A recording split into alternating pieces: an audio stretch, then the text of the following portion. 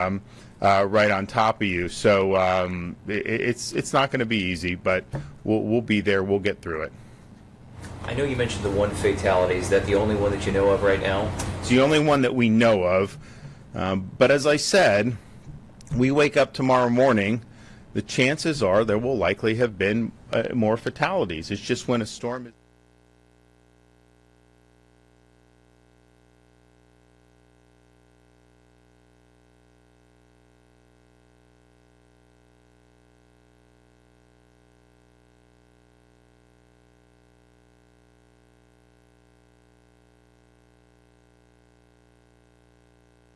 this big and this strong, there's so many different things. And that's Governor DeSantis giving an update at the EOC here in Tallahassee. Again, the governor confirming Florida's first fatality in a traffic incident down in Tampa on I-4 down there. Also, we want to mention we have a sheriff reporting 2 fatalities in Georgia north of Valdosta. So we'll share some more information on that with you as well. And, saying that this storm, unfortunately, is very, very powerful Cat 4 storm, winds of 140 miles an hour, made landfall in Taylor County just minutes ago. Around 11:10 p.m., the strongest hurricane ever to hit the Big Bend in recorded history, coming 13 months after what was then the strongest hurricane ever to hit the Big Bend in Idalia. So a heartbreaking gut punch, one after the other. Yes. And Taylor County is on our minds. We're going to check in with the Taylor County Emergency Management Director in a moment. He's going to join us. But we want to take a look outside if we can. I believe we have Madison County pulled up, but instead we'll go right outside our doors here in Tallahassee and check in with Josh Green. And Josh, what's the condition here in Tallahassee right now? Yeah, I'll tell you what, Jacob, the conditions here in Tallahassee are not nearly as bad as what they are for our friends in Taylor County and what they are about to be in spots like Madison, even like Jefferson, Lafayette County as well. And even as we start to move further north into some of our South Georgia counties, spots like Brooks and Lowndes, they're going to be up next. If you're thinking about what's happening right here in Tallahassee, we've got sustained winds of about 30 to 40 miles per hour, and we do have wind gusts around 40 to 50 miles per hour. So those are enough to start bringing down some trees. Those are enough to start knocking out the power as well. Again, it's not quite as destructive as what it is right around the core of the storm, and especially on the eastern side of it. That's what's just going through spots like Taylor County right now. But you can see here in Leon County, still very gusty winds out here. The trees are moving, especially the really tall ones. I've already seen some reports of some downed trees as well. If you're wondering about the timing, what's the worst of it for Tallahassee, Leon County? That's going to be pretty much from right now up until about 1 a.m. Once we get to around 1 o'clock, that's when it's going to start to pull further enough north that the conditions will slowly but surely start to get a little bit better out there. So we've still got some time to ride this out, but if you're talking just in terms of Tallahassee, certainly missed the worst part of this storm that, as we are going to see once the sun comes up, caused a lot of problems there in Taylor County. And I do believe we're about to speak with some folks over there. So we'll continue to update you on what's going on here in Tallahassee over the next hour or two until this thing finally starts to pull back to the north. But again, just coming in right now, pretty gusty winds, again, around 40 to 50 miles per hour. That is tropical storm force winds, not up to hurricane strength. Still have that potential. We're still riding it out. All right, I'll have more updates coming up, but for now, we'll send it back to you, Jacob. All right, Josh, thank you so much. And we want to turn things over now to the Emergency Management Director in Taylor County, John Lauk, once again joining us on the phone. Thank you so much for doing so. I know your county is under the gun right now, and we just made more history, the wrong kind of history, with another landfall, the strongest hurricane ever to hit the Big Bend. How are you, sir, and how are the deputies in the sheriff's office there and the other emergency management folks right now? Well, everybody's still hunkered down right now. We're still monitoring everything. Of course, it's dark outside. It's hard to get any kind of ideas, especially about the damage. Most of the county is in the eye at the time, so we're, I guess, enjoying a little bit of peace. But we did have some horrendous winds coming through, and now we're waiting on the back side of the eye wall. And we're currently watching the water graphs and just watching those water levels as I'm afraid they're starting to creep up. Yeah, Mr. Lauk, this, maybe a few moments of quiet before the storm continues to intensify there. The governor was just talking about Taylor County in his briefing, that you've had 3 landfalling hurricanes in 13 months. How are you feeling? How do you think residents there are feeling as you prepare to open the doors when the sun comes up and face what's there? Well, I'm sure, it's just a natural feeling to be a little disheartened, and like you say, it feels like you've been punched in the stomach. But Taylor County is a strong county. It's a resilient county, and we're going to, like you say, open the doors in the morning when the sun comes up, and we're all going to get to work and help each other and just hit it running. Yeah, we have no doubt Taylor County will respond, and the evidence is what we've seen this past year with Idalia and how folks there have responded. What can residents there do right now to make deputies' lives easier come sunrise? What can folks who are not in the county do right now, and folks that did ride out the storm do right now to make your lives easier? Well, the most important thing that everybody can do right now is to stay off of the roads until first responders and the cut teams and the cut and toss teams can get out there, assess the situation, get the roads cleared, give times for our electrical companies to get out there and make sure that the power lines that are down are safe. We're going to try to be responding to help those people that may be injured, people that may be trapped, and it may sound harsh, but we just don't need a bunch of people out there in our way when we're trying to respond to help other folks. Mr. Lauk, I'm sure you're probably getting calls and emails from folks who are concerned throughout your community tonight. Give us some idea. Do you have any reports yet of storm surge, of high waters, of roads closed, trees down, things like that? What are you receiving as far as information from folks who live there? Well, right now, with the storm coming to us, it appears that the water was actually being pulled out. I've been on the phone with the National Weather Service, obviously, and at this time, we're just looking for that water to be pulled in by the backside of the storm, with now the wind changing to that northerly direction. So we're just, again, on standby, waiting to see what's going to happen with the storm surge. Right, and we remember those images from Steinhatchee of the storm surge, the incredible storm surge from last year. So we could see that play out again, unfortunately, and as you said, that storm surge threat is still potentially in front of us. So any other message you want Taylor County residents to know right now, Mr. Lauk? Well, we are starting to get, just a side note, we are starting to get water coming in 6 and 7 feet above ground in the southern end of the county. People, you just hang tight, and if you're in trouble, we are coming to get you. And like I say, we're all going to pull together and make it through. Okay, John Lauk, the Emergency Management Director in Taylor County, joining us. Thank you, sir, for your time. I know it's been a very busy day. And this is a tornado warning. Thank you all. Thank you. Well, we want to take a look now at Doctors Memorial Hospital in Taylor County. These are their front doors. Right. Jacob, tell us exactly what we're looking at here. yeah, that's a hospital bed wedged into the sliding doors at Doctors Memorial Hospital in Taylor County. I just received this photo from the CEO, Lauren Faison-Clark, who is going to hopefully join us over the phone in the next 10-20 minutes to talk about what she's seeing. She's riding out the storm. This is her photo, and this is a similar photo actually to what she sent me 13 months ago when I was in communication in the early morning hours of the Idalia landfall, and how they were trying to keep the patients safe and the facility safe, and they've had to do repairs over the last year to get the hospital in good condition. So no word on if the hospital was seeing any patients, storm-related patients. I'm hoping we'll get some information from her when she joins us live in a little bit. And I recall during Idalia too, you could see the storm outside of those glass doors. Right. Just what a sight there. Certainly Taylor County bearing the brunt of this storm so far this evening as Helene makes landfall right there along the Taylor County coast.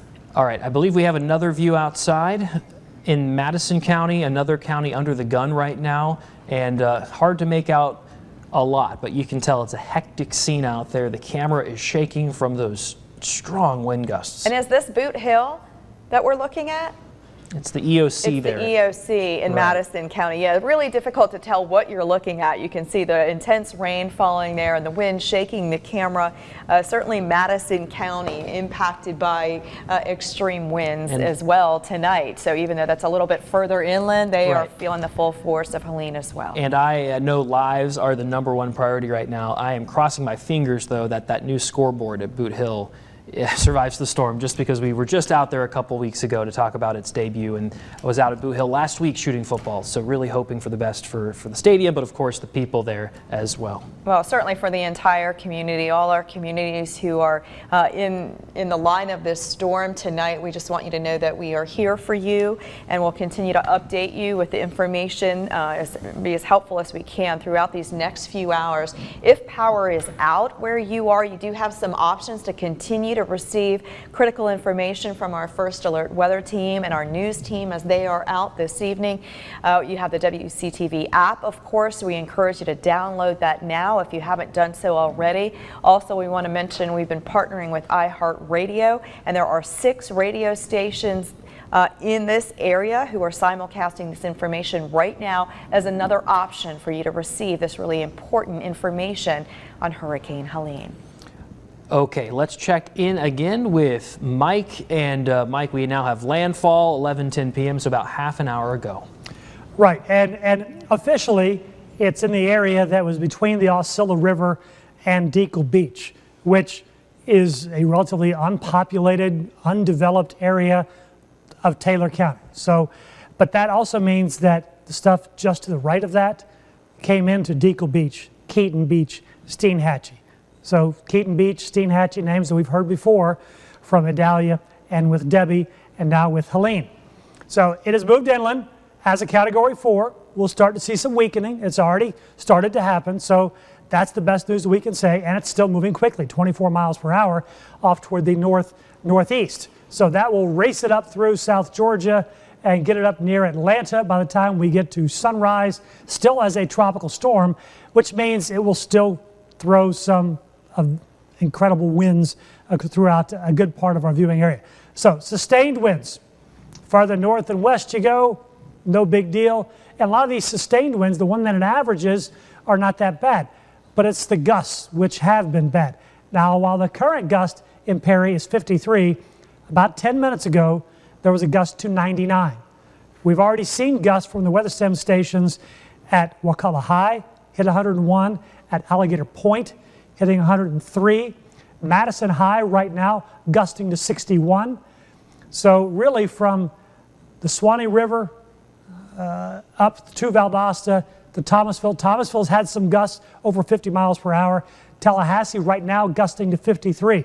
So these are all plenty strong enough to create a lot more power outages. So this is just exactly what was expected.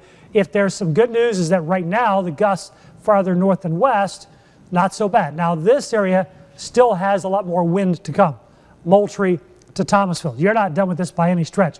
Homerville especially. But Bainbridge to Quincy, I still think that as this center continues to move inland, you're still likely to see some wind gusts which could exceed 50 miles per hour. So the future cast winds as we go through the next hour or so, we could still see some gusts to 70 miles per hour in Tallahassee. And even though the center is moving inland, see the counterclockwise change in the wind direction arrows. Look at Lafayette High and Live Oak. The worst may still be to come as far as those wind gusts. It's still possible that you could see some wind gusts getting up close to 100 miles per hour. And that could include Valdosta by the time we get to 130. Also up to Tifton. Here you can kind of pick out the center.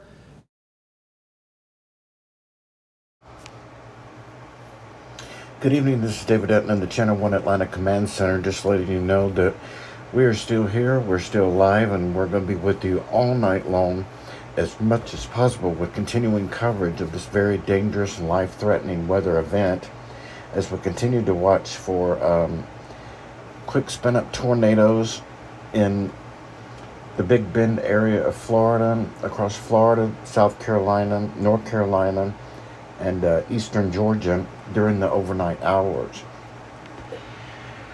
Looks like any tornado threat or isolated tornado threat would be east of Atlanta but we'll have to watch areas like Eatonton, Athens, and Toccoa for the possibility of some brief spin-ups during the overnight hours. Right now we are continuing with tornado watches for most of Georgia except for the Atlanta area, and they also continue into South Carolina and of course Florida as well, where Hurricane Helene made landfall at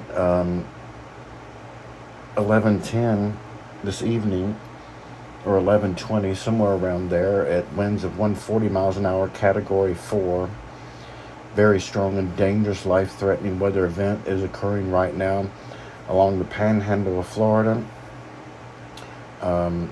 Unsurvivable storm surge of 20 feet happening along the coast there right now. Hopefully anyone that was up against the beach there, at least up against the coastline and nearby, evacuated, because that is unsurvivable to have water 20 feet above you basically. And so the storm is now headed into southern Georgia. It is currently in Perry, Florida, is where the center is right now, and is affecting areas of the Florida Panhandle and entering into southwestern Georgia. We're expecting the effects to begin here soon during the overnight hours, and the winds will begin to gust up to 40 to 60, maybe even 70 miles per hour in eastern Georgia. 40 to 60 is still possible in portions of the metropolitan Atlanta area. So again, we'll be with you all night, at least till 8 a.m. For most of the night. We may have some interruptions. And that being said, hopefully the power stays on so we can still be with you. We'll have to monitor that situation. And again, deadly Hurricane Helene is blasting Florida right now, making landfall with winds of 140 miles an hour. Let's go back now to a local affiliate, and we have live coverage from all over the place that we're going to give you during the overnight hours from local affiliates from Tallahassee to Atlanta and all over the southeast, along with the national coverage. Let's briefly go over to Cedar Key, Florida, with coverage there from Fox Weather.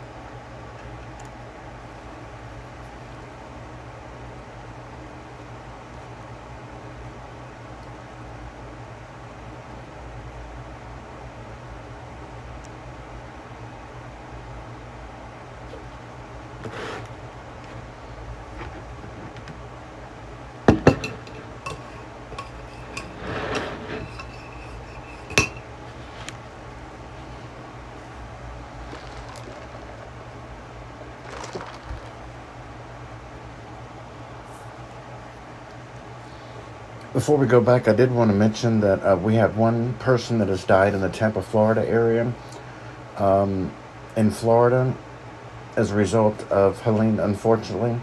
And we also have 2 people, this is just coming in, that have died in South Georgia as a result of the storm as well. So 3 people dead as Helene is just now making landfall in the Florida Panhandle. So now let's go over to Fox.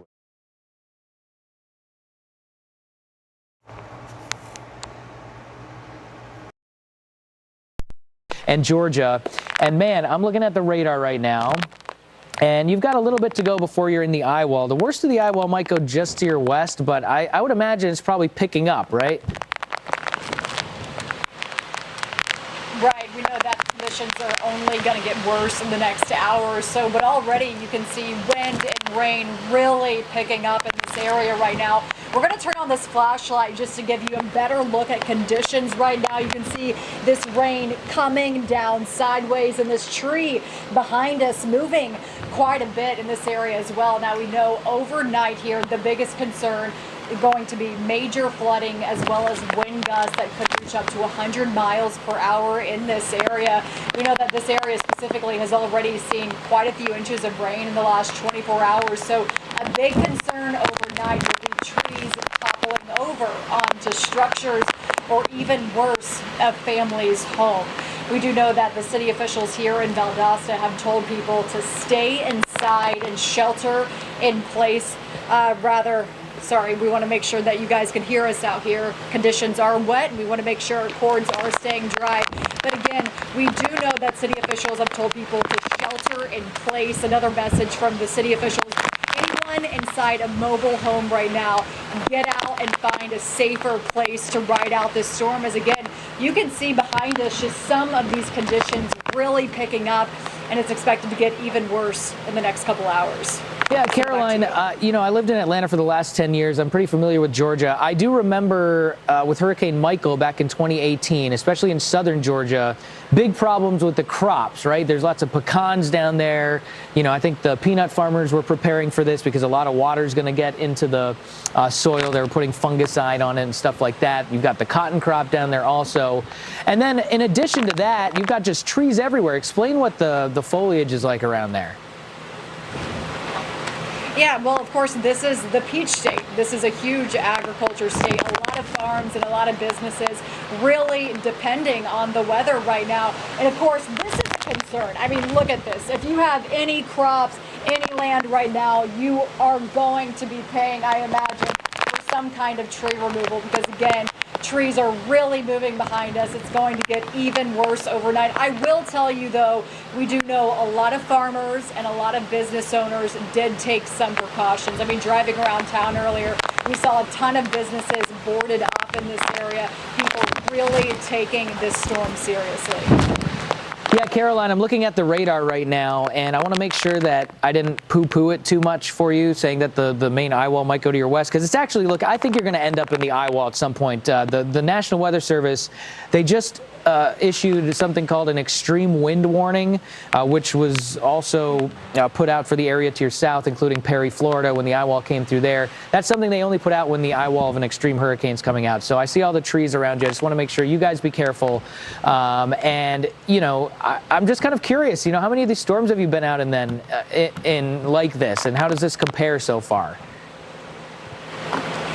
Yeah, well, I've covered a number of hurricanes. I don't know if you just saw that, but the light is flickering on and off in our hotel room right now. So I do think we are dangerously close to losing power right now. But for the moment, we will tell you, I've been in a couple storms. I've covered Hurricane Ian, Hurricane Idalia as well. But being this close to the eye wall is something I have not done before. You can really see this wind and rain is going to be very serious in the next 2 hours. So we are staying safe. We want to assure viewers we are being safe about this, but certainly something myself, my photographer, as well as everyone here taking very seriously.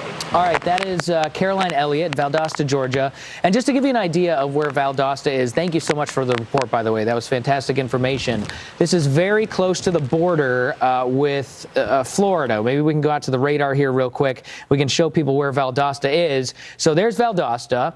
I'm going to grab the mouse here, Stephanie, if that's cool with you. And I'm just going to move this up here so I can show people exactly where the eye wall is. Look at this. So here comes the eye wall, and it's going to move right up into that area where Caroline is right now. And again, it was a little bit on the, not necessarily quiet, but it didn't look like an eye wall quite yet. That's going to be an area where things really get a whole lot worse in a hurry. So here we go. Let's just give you an idea of exactly where this storm is right now, almost like a little bit of a reset. Storm has made landfall. This is Hurricane Helene. It's still technically a Category 4 storm. Maximum sustained wind at last check, 140 miles per hour. It might be actually a little bit lower than that, and the Hurricane Center could be working on their next little update coming out here pretty soon. But those blue boxes that you see, that's called an extreme wind warning. That is not something you see every day. It's kind of a rare thing to see. It usually only comes out, either in an extreme derecho thunderstorm that's going on, or the eye wall of a hurricane. So, guys, this is going to be a very dangerous situation, and we're going to be with you throughout the rest of it as well, 24/7. Fox Weather is always free. You can download the app, foxweather.com. You can always watch us live there as well. We've got the app that you can get on your TV. And look at all these people that we have out in different places. So we're going to check in with a lot of them over the next little while. We're going to be with you throughout the entire night, so stick with us. We'll keep you updated on everything with Hurricane Helene, historic landfall. as they assess damage and help folks out. Thank you, sir. And Thank you so much. Thank you, Captain. And just to speak to Wakulla County, I was speaking to Jack Rudlow this time yesterday, or a little earlier yesterday, and he was talking about how his Gulf Specimen Marine Lab was boarding up yesterday. They shipped out their rehabbing sea turtles away from Wakulla County to try to protect them. The other marine life, though, had to stay behind. And as Captain Yarborough said, the forecast for Wakulla was potentially catastrophic, and Jack Rudlow told me he's just hoping there was a marine lab to return to. No word on what Panacea is like tonight, so I don't want to make any assumptions, but hopefully the Rudlows can rest at least slightly easier, hoping that their wonderful marine lab is still there. Right, and we certainly hope that when the sun comes up tomorrow that the damages won't be extensive in Wakulla County or Franklin County, but again, we're waiting to hear more about the storm surge, and of course, anytime there's wind in this neck of the woods, there are trees coming down. So right. Captain Yarborough did mention the tree on a house there, and we're so thankful that nobody was injured. We want to go ahead and take a look at a weather cam right here in Tallahassee. This is pointed over downtown. You can see the Capitol there in the distance, both the old and new Capitals, and certainly the wind buffeting that camera as we speak, and it looks like there's still plenty of rain coming down here in the heart of downtown Tallahassee. Yeah, not a time to be outside. Hopefully everyone has decided to call it a night and stayed inside as this storm moves through.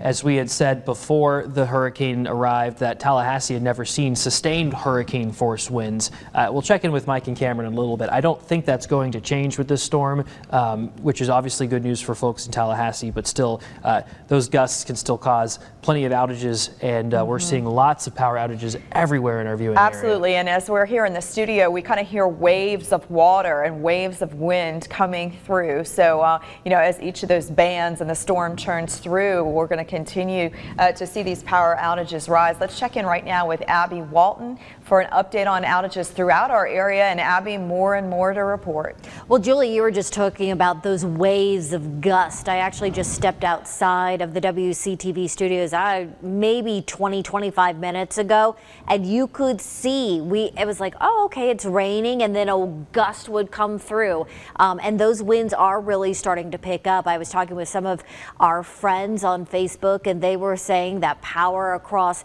you know, Leon, Gadsden, Wakulla areas, intermittent, they're starting to go out. People in our South Georgia counties, a lot of them are saying, you know, we still have power, but we're kind of bracing for it. We want to go through some of those outages because they are starting to get so immense. We're going to start with Talquin Electric right now. Again, this just went up. A little more than 25,000 people if you have Talquin Electric without power at this hour. Let's take a look at Tallahassee. Let's refresh this here and take a look. All right, this went up as well. Almost a little more than 30,000 people in Tallahassee without power at this hour. We're going to go to Duke Energy as well and refresh that, and let's see where we are right now. Let's get it towards our area and open this up a little bit if we are able to. There we go. You can see towards Apalachicola area, 3,000.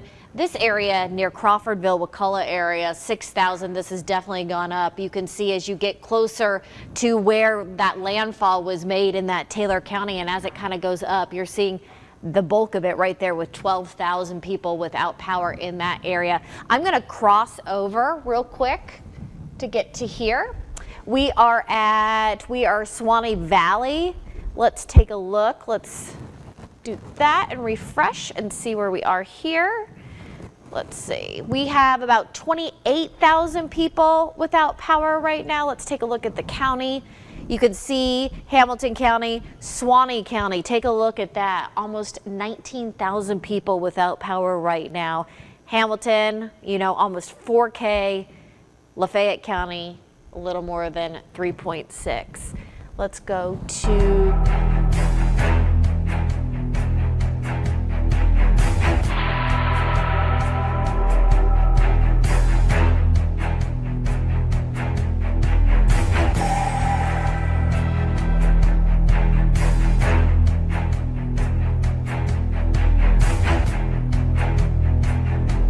and finally, let's take a look. Let's see right here. Oh, I think we are finished right there. But as you can see, they're just continuing to increase and increase as the night goes on. And again, just because the winds, they're getting those gusts, trees are falling on power lines. Here's the silver lining out of all of this. Two things I want to leave you before I send it back to Julie and Jacob. The governor has stationed so many linemen. They are in Alabama, they're in Jacksonville. They are stationed ready to come in as soon as it is safe to do so and start restoring those power lines. Unfortunately, they've kind of have it down to a science now. They've been able to, have so many storms, but that has been able to get things in a more streamlined process so they can get our power on faster. Also, if you know your friends, family members, if they are without power, text them. Say, hey, you can still watch WCTV through our Facebook streaming, our WCTV News app.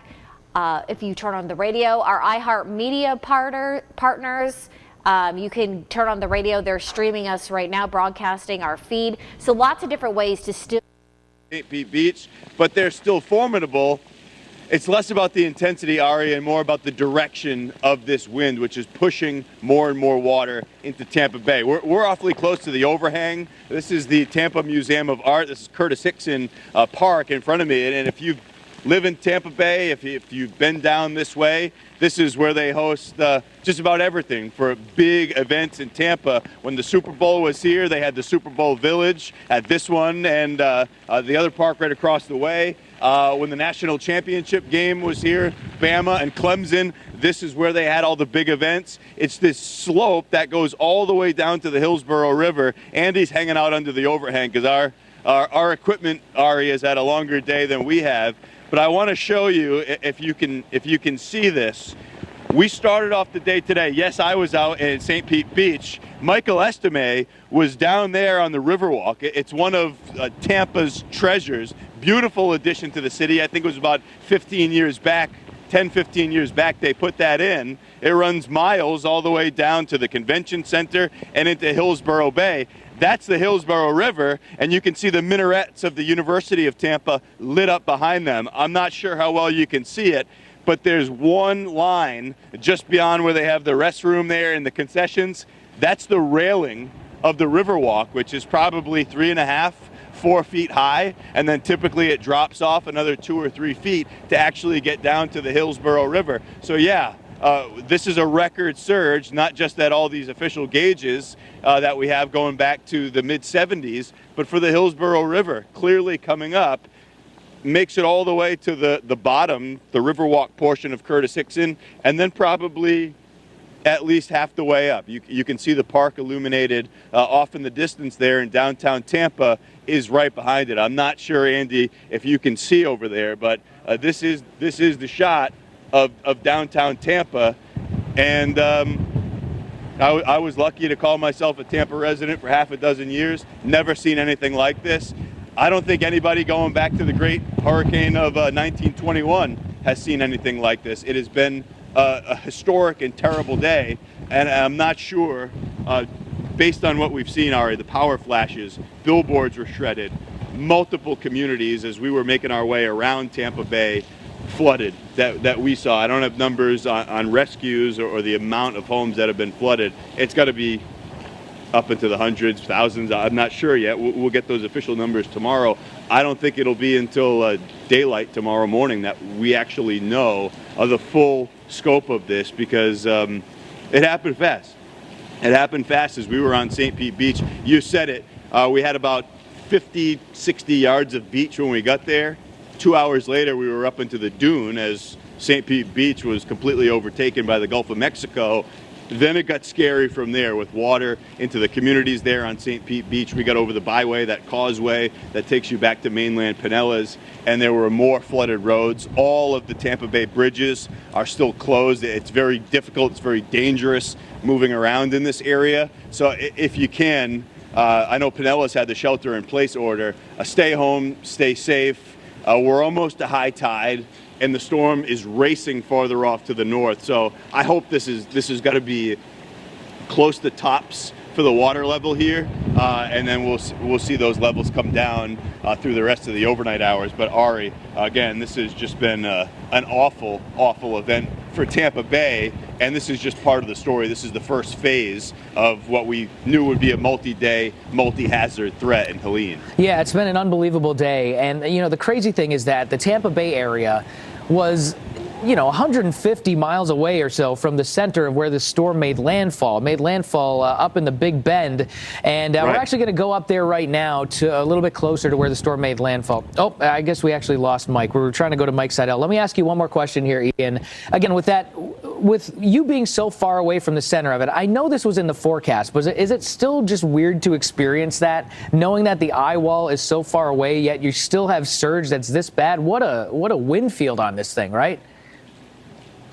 Well, when we were on St. Pete Beach, we measured it. It was about 85, 90 miles off the Pinellas County coastline. And we knew that the wind field, the tropical storm force winds, extended out. This was like the size of Irma, more or less. We had tropical storm force winds that were well out over 350 miles.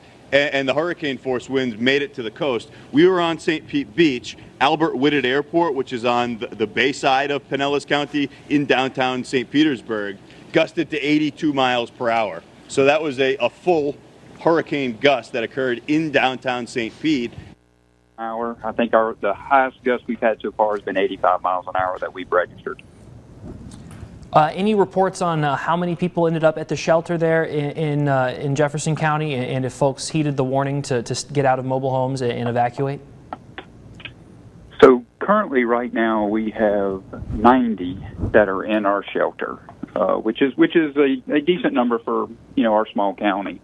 I think a lot of people chose to ride it out. It's hard sometimes getting people to leave their homes, but we. From Hurricane Helene starting to move into South Georgia now, and conditions are going to deteriorate overnight and through the morning hours across Metro Atlanta and North Georgia. So we're going to have updates top and bottom of the hour approximately right on through the night and into the morning. Extended coverage, Channel 2 Action News, begins at 4. But let's take a look at it. The hurricane made landfall, Florida Big Bend, during our 11 o'clock newscast, so about an hour ago. And the center is now over north central Florida, about to cross that northern eye wall, crossing into South Georgia. Category 4 hurricane. And those Category 4 and then soon to be 3 Category 3 winds in South Georgia. Now notice the entire state covered up with the winds. What you're seeing here is a highlight from one flood warning that was just issued in Coweta County, one of many. Also, all the red on the map, that's tornado watches that are in effect through the night. Not for our part of Georgia yet, but I expect as these outer bands here in parts of East Georgia start to swing through in the hours ahead, we'll likely have a tornado watch for part of our area and potentially some brief tornado warnings. When a hurricane comes ashore, the types of tornadoes that form in them are usually fairly weak and brief, but a weak, brief tornado is a tornado nonetheless and can cause some significant damage. So that's something Brian and I are going to be tracking with you here through the night.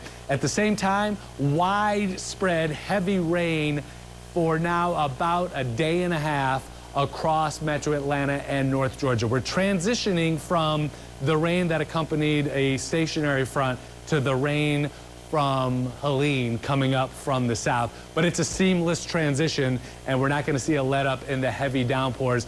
We have some significant flooding already starting to develop across parts of Metro Atlanta and North Georgia. Look at these rainfall totals: 3 inches just over in Atlanta, nearly 5 inches in Griffin, about 5 inches here in Pike County. That's the rainfall that's fallen within the last 24 hours. I want to come in a little bit closer into and through the metro area, and you could see all the flashing there. Those are active flash flood and river flood warnings as the heavy rain continues to fall. Just got word from emergency management that Nancy Creek near Sandy Springs, there's flooding there and some evacuations ongoing. So we have reporters that are in our entire newsroom gathering this information, and Brian and I are going to bring you these updates through the night, and reporters scattered out around Metro Atlanta and North Georgia. In fact, on WSB tonight, we had really a great piece of video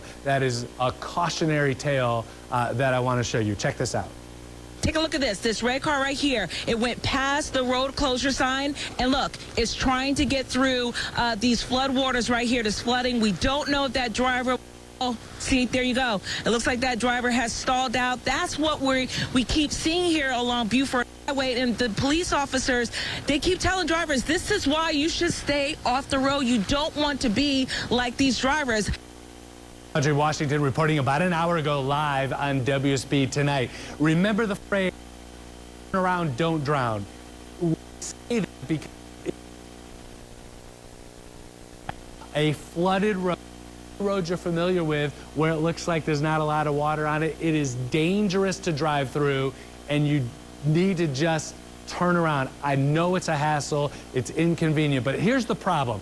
You don't know how deep the water is in general, but in particular, when you have roads that are washed out, sinkholes, we've had some of those develop today, or in cases, bridges that get washed out, that's obscured by the floodwaters. So what you may think is water that is just a few inches deep may be hiding a sinkhole underneath. And it's unfortunately all that rare and into it. And that, unfortunately, is how we often get fatality in flooding. It is because people drive into floodwaters and get into a situation they can't get out. This flood threat is significant now and is going to be increasing through the night and into the morning hours as that heavy rain falls. I want to show you the latest with Helene. It's a Category 4 hurricane crossing into South Georgia. I expect it will soon be downgraded to a Category 3 hurricane. That's still a major hurricane and very powerful. Look how fast it is moving. Forward speed, 24 miles an hour. So it's racing to the north. By 4 a.m., the center of what will likely be a Category 2 and eventually becoming a Category 1 hurricane in middle Georgia. But notice, heavy rain and wind precedes that, and by 4 a.m., we're going to have some significant impacts, tropical storm conditions across metro Atlanta and North Georgia. Center of circulation passing Atlanta, lifting to the North Metro by 8 a.m. with winds sustained at its maximum, 65 miles an hour. But generally, I expect we're going to have winds 50 to 60, gust at times as much as 70 miles an hour. Those greatest impacts, those strongest winds are going to be mainly the eastern half of our area, basically bisecting metro Atlanta and North Georgia. To the west, still some flood threat. That's going to be significant, and we'll have some strong wind gusts. I expect some trees down and power outages western half of the area, but won't be quite as extensive. We'll have another update coming up in about 20 to 25 minutes here on Channel 2. Updates top and bottom of the hour through the night, and live continuous coverage if a tornado warning is issued at any point, and certainly beginning on Channel 2 Action News this morning, beginning at 4 a.m. We'll see you in a few minutes. Marshall's buyers hustle for the latest trends.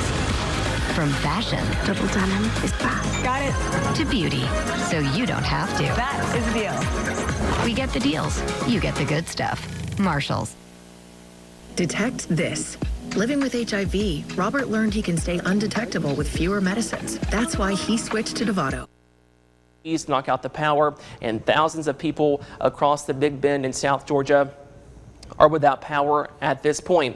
Now, this is the brand new advisory from the National Hurricane Center as of midnight. Now, those winds still sitting at 140 miles per hour. That may be a little bit of a stretch. We should see that weakening trend continue as we go through the overnight hours. And notice by Friday morning, this is a tropical storm close to Atlanta. This will continue quickly pushing off to the northeast right now at 24 miles per hour. And that pressure is down to 938 millibars. So once again, this made landfall in Taylor County, and this is the strongest hurricane on record to make landfall in the Big Bend of Florida.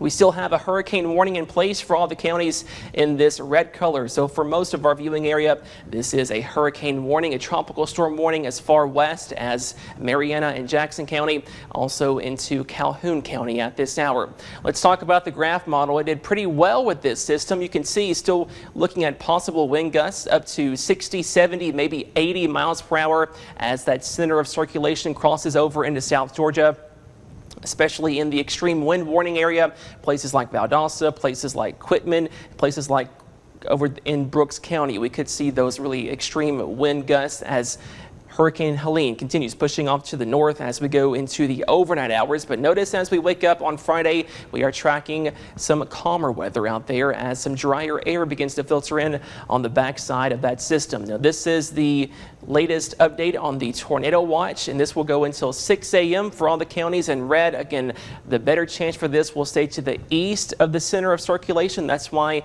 all the counties close to the I-75 corridor have that tornado watch at this point. That's also where we find the level 2 slight risk of severe weather. Again, the rotation isn't one of the main things we're watching out for, but that's still a possibility. We could see a few of those rotating showers and storms to go into the overnight hours.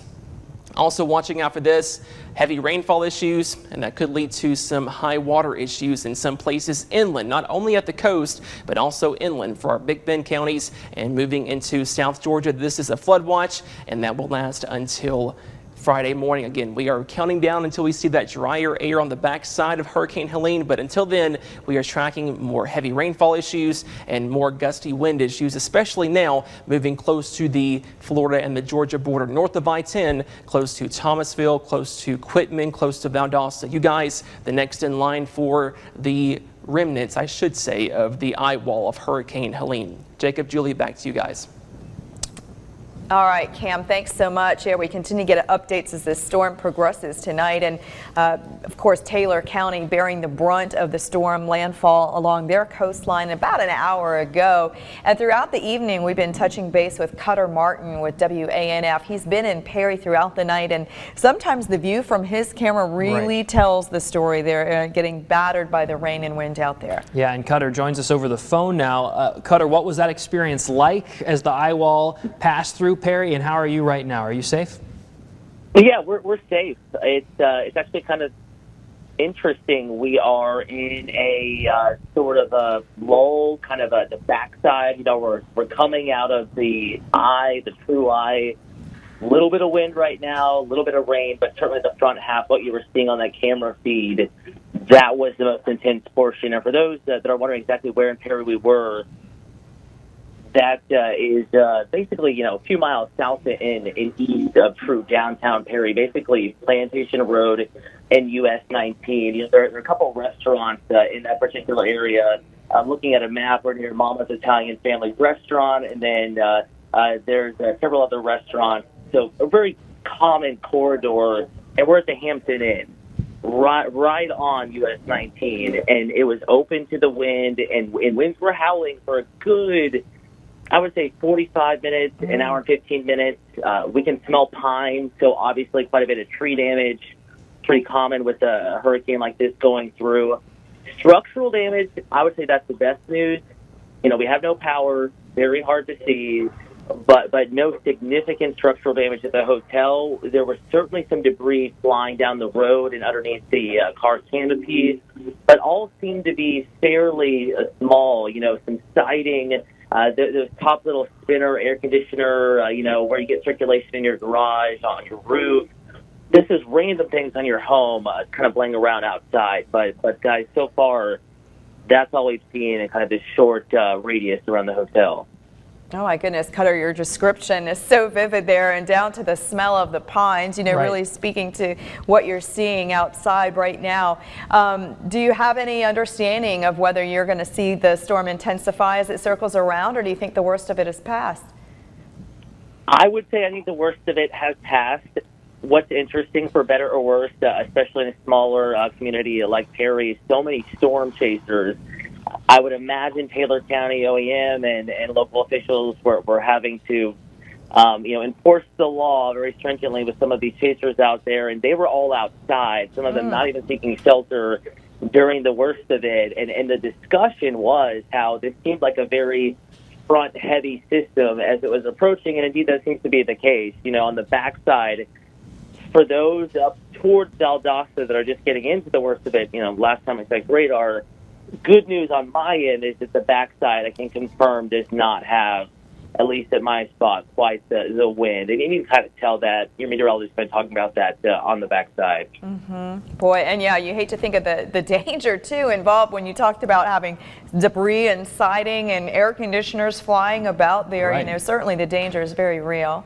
Absolutely. Any sense, I know you were talking to Taylor County residents for quite some time this afternoon, didn't know if there were any around during the worst of it. Any sense of how Taylor County residents are reacting to this?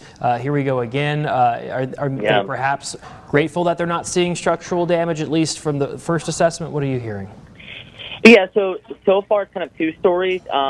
I did touch base with some that were boarding up and actually left, went up in, I believe, in Madison County, 30 minutes or so away, a little bit further inland. They were texting me because we're going to do a drive-by at their home tomorrow just to check before they drive back into the county. Another that stayed gave me a call after, and I think that towards the end of the worst of it, they were kind of at their wits' end, and were certainly relieved once we were in the eye. I think now that they're past it, they're okay, but it kind of was testing the limit of comfortability there. It was getting a little rough. And what was interesting about this eye wall, the sustained winds were intense, of course, but these occasional gusts, and where the hotel sits, again, it's in a very open area, so we had the full brunt of it, were really intense. And honestly, and I've been in several hurricanes, a little scary, so I can only imagine, at home with kids, writing it out, the noises you hear.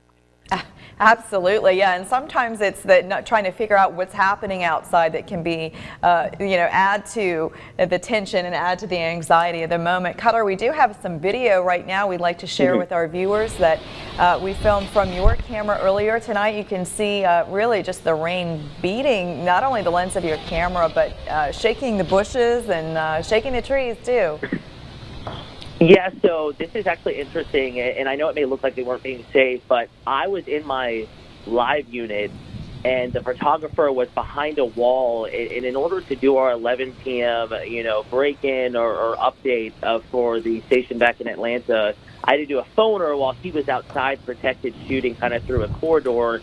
And again, the sustained winds were crazy, but it was the gusts that went through that area that were especially intense.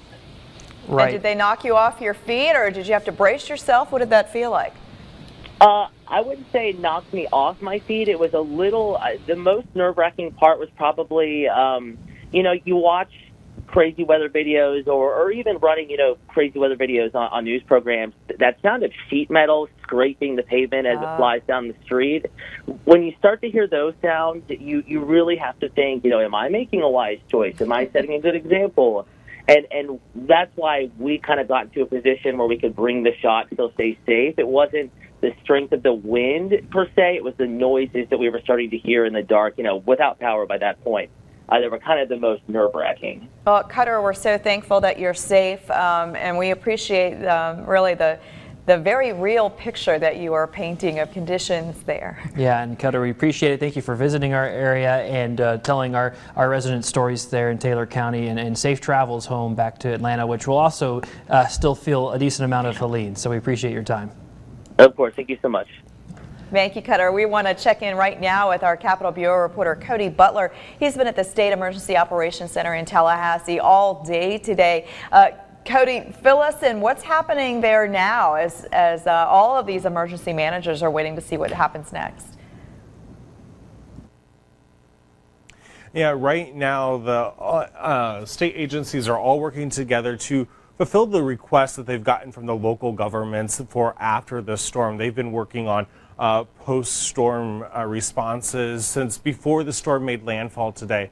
And just a little bit ago, the governor gave his final update for the day, and he did confirm that this storm is deadly. There was someone who was driving on I-4 in Tampa earlier today, and a sign fell and they died. So this is a very serious storm. I also asked him, since this is the third storm, the third hurricane that hit Taylor County in the last 13 months, I asked him what his reaction was. He said that this was a very unfortunate event, that these people had to Dahlia. They get back up, try to rebuild. Then Hurricane Debbie hit last month, and now they have Hurricane Helene here. So they are really feeling it in Taylor County over the last 13 months. So again, the state is working on getting its resources, and once it is safe to do so, they will have their crews to clear the roads, to help rebuild power, restore power. right in after them. They'll work in the dark if they have to, but they're really hoping on waiting till daylight to get a lot of the stuff done so it will be safer to do so. And the state prides itself on getting power restored very quickly after these storms. And we're hoping to see it within a couple days versus a couple weeks, with tens of thousands of linemen are stationed across the state ready to go into these areas once it is safe to do so. So again, the state is working around the clock to make sure that they are able to quickly recover from this storm. Reporting live at the State Emergency Operations Center, Cody Butler, WCTV Eyewitness News. All right, Cody, we expect an incredible mutual aid response for utility crews all across our area. And of course, the state plays a big role in organizing all of it. Absolutely. And as he mentioned, Florida did confirm its first fatality in the Tampa area, Ybor City, as a motorist there was struck by a falling or flying sign. So those dangers are real. Also, we wanted to mention there are 2 confirmed fatalities in Georgia as well, both in a possible tornado in Wheeler County. The emergency management director there confirming 2 deaths near Highway 19. Apparently, their trailer was picked up by the tornado. A man and a woman confirmed dead there. So Hurricane Helene already proving deadly in the early hours after making landfall here in Florida, and of course spawning tornadoes and severe weather across the state line as well. Absolutely not the news we wanted to hear, and we're certainly going to hope we don't have to report any more fatalities related to Helene, but we'll of course wait and see. We want to check back in with our Josh Green now. He is outside our studios here in Tallahassee. And Josh, even though the storm's moving closer to the Florida-Georgia line, we're still seeing a lot of action here in Tallahassee. That's right, Jacob. You know, the center of Hurricane Helene is actually 50 miles due east of Tallahassee right now. You can draw a line directly across to the center. Now, even though the center's 50 miles away, Tallahassee Airport just recorded a wind gust of 67 miles per hour just about 20 minutes ago. So that's just a few miles per hour away from hurricane strength. We've got sustained winds here on the northeast side of town, at least around 30 to 40 miles per hour right now. Wind gusts around 50 to 60. So this is still knocking out power for some folks. You still absolutely cannot be out on the roadways here in Leon County, but I'll tell you what, since the storm did pass well to the east of Tallahassee, Leon County, got spared the worst of it, right? Our friends in Taylor, Lafayette, Suwannee, Madison, Jefferson, and now eventually up into some of our south central Georgia counties. That's where the brunt of it is. Here on the west side of the storm, not quite as bad, but still, we've had reports of trees down across the capital city. We had that wind gust over 65 miles per hour, and it's still going. If you are in Tallahassee, Leon County, and you're looking for a timetable of when things are supposed to wrap up, or perhaps you evacuated and you kind of want to know an idea of what's going on, right now we're sitting at around 12:30. Things here will start to improve by the time we get to around 1:30, 2 o'clock. By the time we get to around 4 o'clock this morning, things are going to drastically improve. It'll still be breezy, still could see some rain, but these tropical storm force winds, and even close to hurricane force winds, will start to dissipate. So again, of course, we're focusing on all of our area across the Big Bend in South Georgia, but I'm here live in Tallahassee. Again, still in the worst of it right now. We got to wait a couple hours or so, then things will start to improve here, and then eventually, once we get to later this morning, things start to improve in South Georgia. All right, so that's all I have from here. Again, if you're in Leon County, we are still staying inside. We are not going out on the roadways. Still have some very, very strong wind gusts. Guys, back to you. All right, Josh, thank you. You know, and he mentioned evacuees who are anxious for information that may be watching tonight. Also, people who have loved ones here, you know, they are watching tonight. So a lot of people keeping tabs on what is happening right now throughout the evening in hopes that they can rest a little bit easier once they know the worst of this is past. Okay, let's check back in with Mike McCall just to reset. Mike, we've been on the air for over 10 hours covering Helene. Back when we first started, it was way down in the Gulf, and as we said, it was going to move quickly to get to our area, and that's what happened.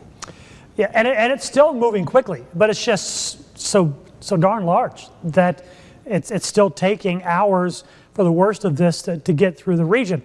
By the way, so Josh, literally from where I'm standing, you could walk in a straight line. He's probably only about 30 or 40 feet away. So he's safe right outside the door. But while he was talking, we could hear the roof shaking with some of those gusts that were coming by. So yes, Tallahassee missed the worst of it, but the wind gusts, keep in mind that the strongest wind gust during Michael in Tallahassee was 71 miles per hour. And Tallahassee so far, could still get higher, has had a gust of 67. But I've seen several reports of wind gusts from 80 to 103 miles per hour from reliable weather stations, including 3 different Suwannee County reports between 80 and 90 miles per hour within about the last 20 minutes. So it's still ongoing by a sure thing. It is. I think you can kind of ignore the whole 140 mile per hour thing. That's not happening, but we are seeing some wind gusts possibly still exceeding 100 miles per hour for a little while longer. Not much longer. It will get better, but it's not going to be good.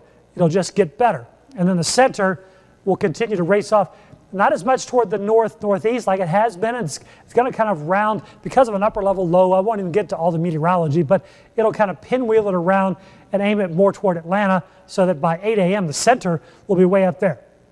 Let's talk about the current winds.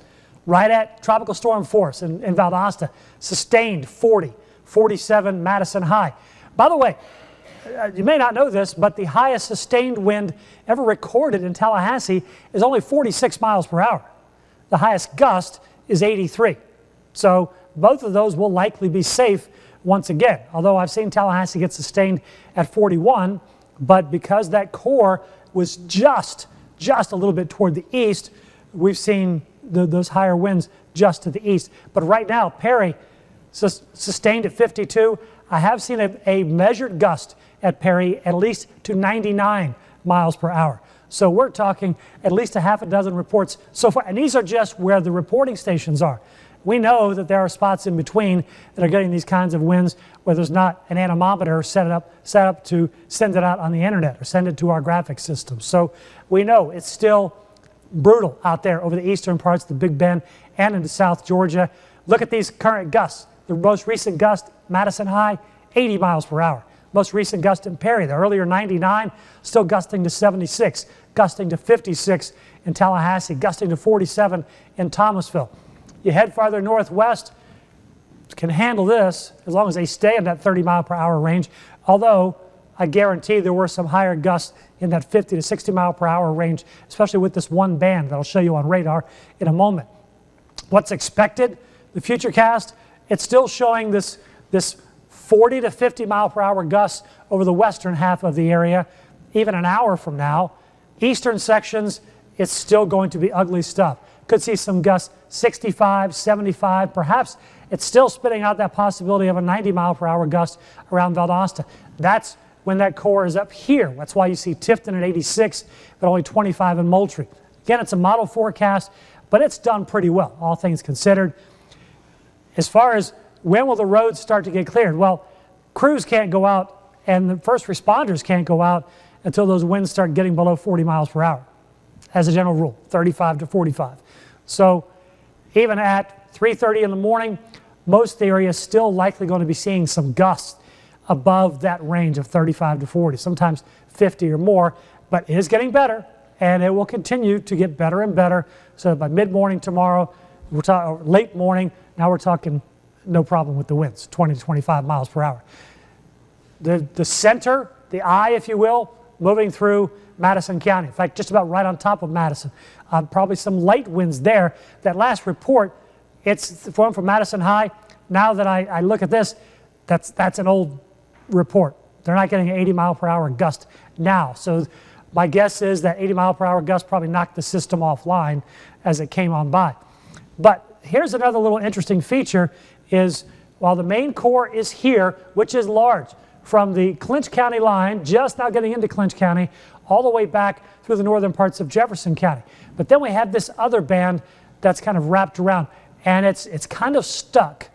It's not moving very much. So from eastern parts of Decatur County, up into parts of Mitchell, down through southwestern Tallahassee, Fort Braden area, then on around to around St. Mark's. That band right there, that's kind of just because of this, the whole physics thing of this thing spinning has been kind of stuck here. So we're going to have this narrow band of some really heavy rainfall causing some flash flooding. And with heavy rainfall rates and the dynamics of this whole system, probably some pretty gusty winds embedded within that. So it may not hit any of the official stations, but not too far from Bainbridge or Quincy, certainly close to you, not too far from Camilla. So yeah, if you're anywhere near any of those cities, especially where I showed you there, you can still see some wind gusts in excess of 50 miles per hour. We'll start looking at the rainfall across the Big Bend. There's that heavy band. The other heavy stuff, I mentioned the reports from Suwannee County. O'clock in the morning, our wind and rain impacts at that point increasing here in North Georgia. And then as we head toward 8 o'clock, the center of a strong tropical storm moving right across the heart of metro Atlanta. After about 9, 10 o'clock, the worst impacts from Helene should start to push out. So let's finish up here looking at the wind. Right now, gusty and breezy occasionally in some of these heavy downpours coming across North Georgia. But in the coming hours, let's say after about 3 o'clock, that wind is really going to pick up. We're going to be here with you again in Severe Weather Center 2, keeping you safe ahead of these very strong winds that move in. Gusts 60, 65, even better than 70 miles per hour across North Georgia. I expect wind damage to be extensive, power outages to be extensive. You've still got time, by the way, in these early morning hours to get those devices charged. There's still time to make those final preparations as the center of Helene moves across North Georgia before sunrise and then staying gusty. But overall, the winds will start to come down as we head through your Friday afternoon and into your Friday evening. Coming up in the next half hour, we'll have another update on Helene. For now, back to regular programming. Told the public he received no gifts, even though he was secretly being showered with them. Accused of corruption, fraud, and taking more than $100,000 in bribes from a foreign nation. I look forward to defending myself. The shockwaves through the government of America's biggest city. And take the long way. All three of the Bay bridges are closed, but yeah, this has been a long and devastating day for the Tampa Bay area and Point South, really all the way down to Southwest Florida, with a record surge recorded both inside and outside of the bay. And now, as you told us, up in Cedar Key, we're up to record territory now, and that's a function not just of the intensity of Helene, but this giant wind field. It grew in size throughout the day today, and of course it grew in intensity too. But we did make it from St. Pete Beach, where there was a huge surge. It cut off, it flooded a portion of the island. We made it back over into mainland Pinellas, up and around the bay, and we're back in downtown Tampa. I know it's dark, I'm not sure how much you can see. This is Curtis Hickson Park. Downtown Tampa is right there. This is one of the jewels of the city of Tampa. Most times when there's a big event, when we had the Super Bowl down here, when we had the national championship game. Right now. So that's the most intense wind. But that whole area in light blue, that's really strong stuff too. And then we get to these areas. So this, not as intense, but we have proof from the weather sim stations in Suwannee County of 80 to 90 mile per hour winds. We had that wind gust at Madison High of 80 miles per hour. So this has already happened, and we still know it's blowing 70 plus miles per hour in gusts around Perry. So is it getting better? Yes, but it's such a big system, it's going to take a while. There will still be some gusts which exceed 50 miles per hour from Cairo to Tallahassee and points west, but they will be sporadic. But Tallahassee recently has had a gust to 67, and what I expect is that persistent band will start to work its way maybe just a little more eastward. It'll move a little bit, but I think that will kind of enhance some of the wind gusts. So the wind is not done. The storm surge, we haven't talked about that in a while, but Cameron, I'm going to ask you, because you mentioned to me about the rapid rise at the Steinhatchee River. Can you give me an update on what you've seen there? Well, the thing is, it hasn't updated in an hour, so I'm wondering if maybe it's been knocked offline, but the last update we had was a jump to 9.6 feet. And that was over a very short period of time, correct? Right, yes, that was a very quick jump, and that was on the Steinhatchee River at Steinhatchee. That's the gauge there. Right, so, and then that's at the river, so it's not necessarily a gauge of what kind of surge they've seen along the Taylor County coast, but it does show that at that spot, which now is not reporting, which means that sudden jump, it has very likely added several more feet to that. So the wind out over the water is getting better. It's coming in more from the northwest on this side. It'll come in from the west as the center continues to pull away. That's still going to push some water up into Taylor County. And even tomorrow morning, this is shaping up to be a catastrophic hurricane for Florida's Big Bend. Here in Tallahassee, the rain, it has been consistent for hours now, and the winds are starting to intensify. We know they'll get worse throughout the night, and that's what we have to watch so closely. They can become incredibly dangerous here in Tallahassee, and here's why. Florida's capital is known for its trees, its canopy roads. Just take a look above me here. With powerful winds like what Helene is packing, those trees can come crashing down on top of homes. They'll be blocking roads and bringing power lines down.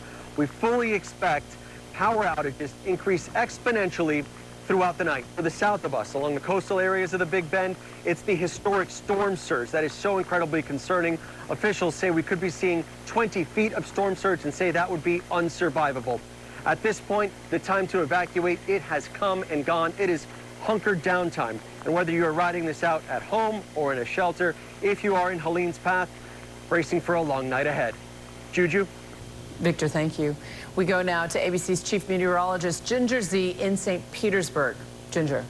You know, Juju, we've been seeing 60 to 70 mile per hour gusts just rocking us here around Tampa Bay area, but we're in St. Pete, and for 18 hours, we took offshore flow, big time coastal flooding. The seawalls around us were breached. We can't even be near that right now, but obviously we're still very gusty with a storm that is making landfall in the Big Bend, or has, that was so far from us. That's what's wild about this part of Florida. We did this in Italia, and the beaches outside of St. Petersburg on that side where they're getting the onshore flow, Treasure Island up to Clearwater, that's where we're going to see that big damage happening here. As the winds stay with us, then we'll start to dwindle, because by the time we wake up, 5, 6 a.m., the center of the storm's up in northeast Georgia, western South Carolina already. So it's moving really fast, screaming across the states. It's going to impact so many people. Juju.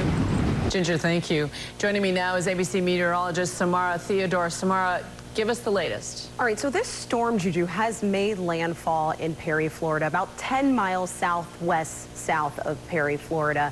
And it came in as a Category 4 storm, extremely strong. One thing I do want to note is it's moving so quickly to about 24 miles per hour to the north-northeast. That's very fast for a hurricane. It's zooming into southern Georgia, and by early morning, before daybreak, places like Macon, middle Georgia, Bibb County, they're going to be seeing hurricane-forced winds as it continues on its trajectory towards places like Atlanta. You've been tracking the storm for hours. How much further northwest is it headed? Well, we're actually going to see this storm kind of end its life towards the Tennessee Valley. So by tomorrow afternoon, heavy rainfall is battering places like Asheville, North Carolina, parts of Tennessee. Not just any rainfall, this is going to be catastrophic and historic there. This is historic flash flooding that they're on the brink of in places like Asheville. Wherever you're seeing that pink on your screen, we have an extremely high risk for flash flooding. They could see totals up to 20 inches. We know about the storm surge and the danger of flooding, but tell us about the power that this storm packs and how it ranks. That's a great question, Juju. So at 2 a.m. on Thursday morning, this was a Category 1 hurricane. By the afternoon, it was a Category 4. So we saw this rapidly intensify, a lot of that attributed to the warm waters in the Gulf of Mexico, about 2 to 4 degrees above average. The barometric pressure, that is what we use to help rank on how strong a storm system is, dropped to 938 millibars. So that means that it is now ranking in the top 10 strongest storms to make landfall in the state of Florida. That's incredible. And we know that you'll be watching and tracking the storm every step of the way. So thank you, Samara, for joining us. And of course, we'll continue to follow the latest on the impact of the storm on ABC News Live overnight and on GMA in the morning. And we're going to turn now to the story that has rocked America's largest metropolis. In New York City, Eric Adams has become the first sitting mayor ever to face criminal charges. The indictment Winds too, look at that. And you know, we were just talking with Cutter Martin just a few moments ago as he was trying to describe the intensity of the winds that he was seeing and the debris flying through the streets. So this gives you just a small taste of what that may have felt like. Right, you can see the power pole was slanted there, and then this again, that shocking video, literally. But hopefully everyone there in Taylor County either was out of town or hunkered down and is okay. We had checked in with the emergency management director there earlier. He had not reported any reports of injury there. This is Steinhatchee, and this is a lot of wind moving a lot of debris. I was going to say, this is new video that we're seeing just for the first time. I don't know what that was, a piece of metal or a piece of siding, but it takes off with the wind there and flies through the streets. You catch it. It happens pretty quickly. So a lot of dangers out there this evening. Please stay inside. But again, this video, you can hear the wind. I'm going to stop talking for just a second so you can hear it more clearly. But you can hear the wind, but you can certainly see it as it is moving through Steinhatchee, Florida tonight with incredible intensity. Now let's just take a moment to listen. Wow. Oh yeah, you can hear the metal as it's crashing through the street, and that was one of the things that Cutter mentioned. He goes, that was one of the scariest things about these last few hours is you could hear things. You could hear things in the street. You could hear things happening, and so, boy, there. This is also Steinhatchee. You can see it's from a Blink doorbell security camera type thing during the worst of it, and sideways rain, that tells the story right there. We were wondering what the storm surge would look like in Steinhatchee with Helene. Everyone remembers the scenes of Idalia a year ago with the entire town underwater, it seemed.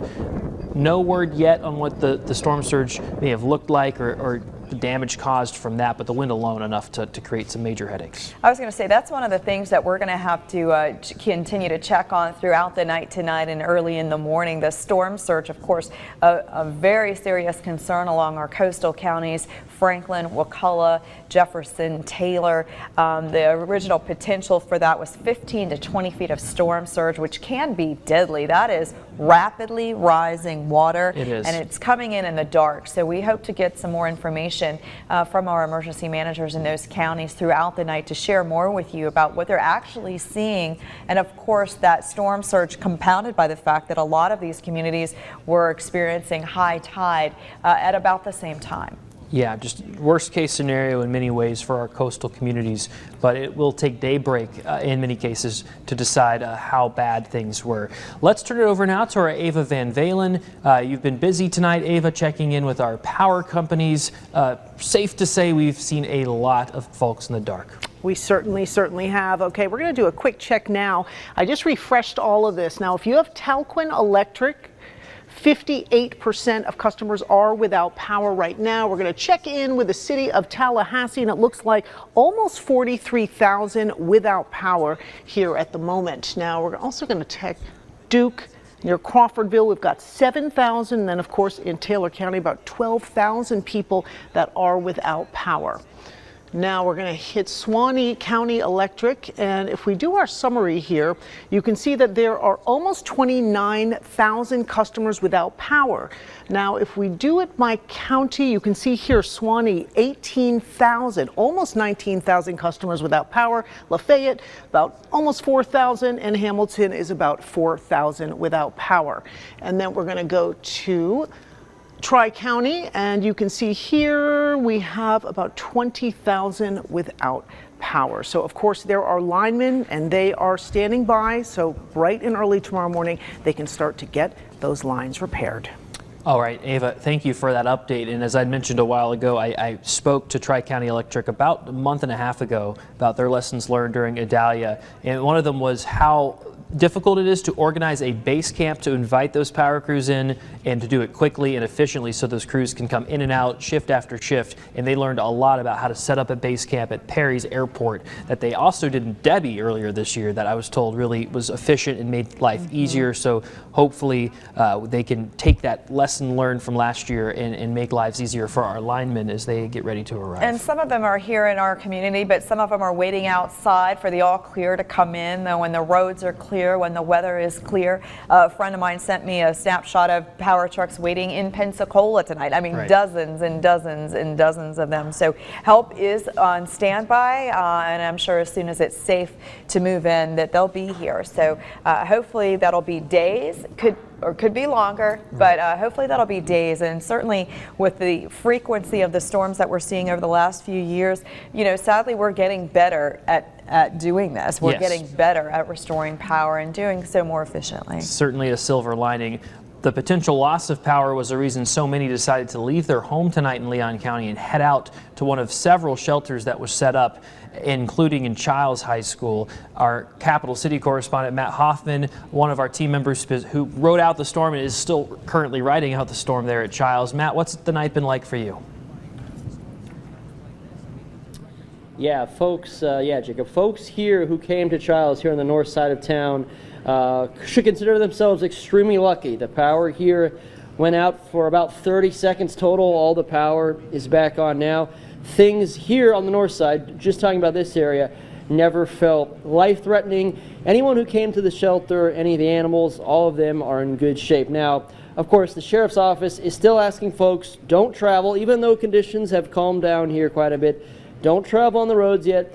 Let the storm make its way through. Let them respond to calls. But here, right now, light rain, a little bit of wind. There's a very, very minor amount of damage to the roof of the school, but we did speak to one of the employees here, and they say that this is very common, even for storms that are not of this intensity.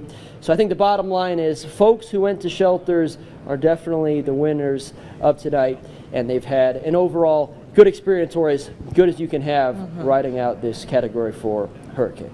All right, Matt. Well, hopefully, I don't know if they're sleeping easy tonight, but maybe some of them are getting a little bit of rest. I'm sure they're anxious for the sun to come up and head back home to check on their homes for sure.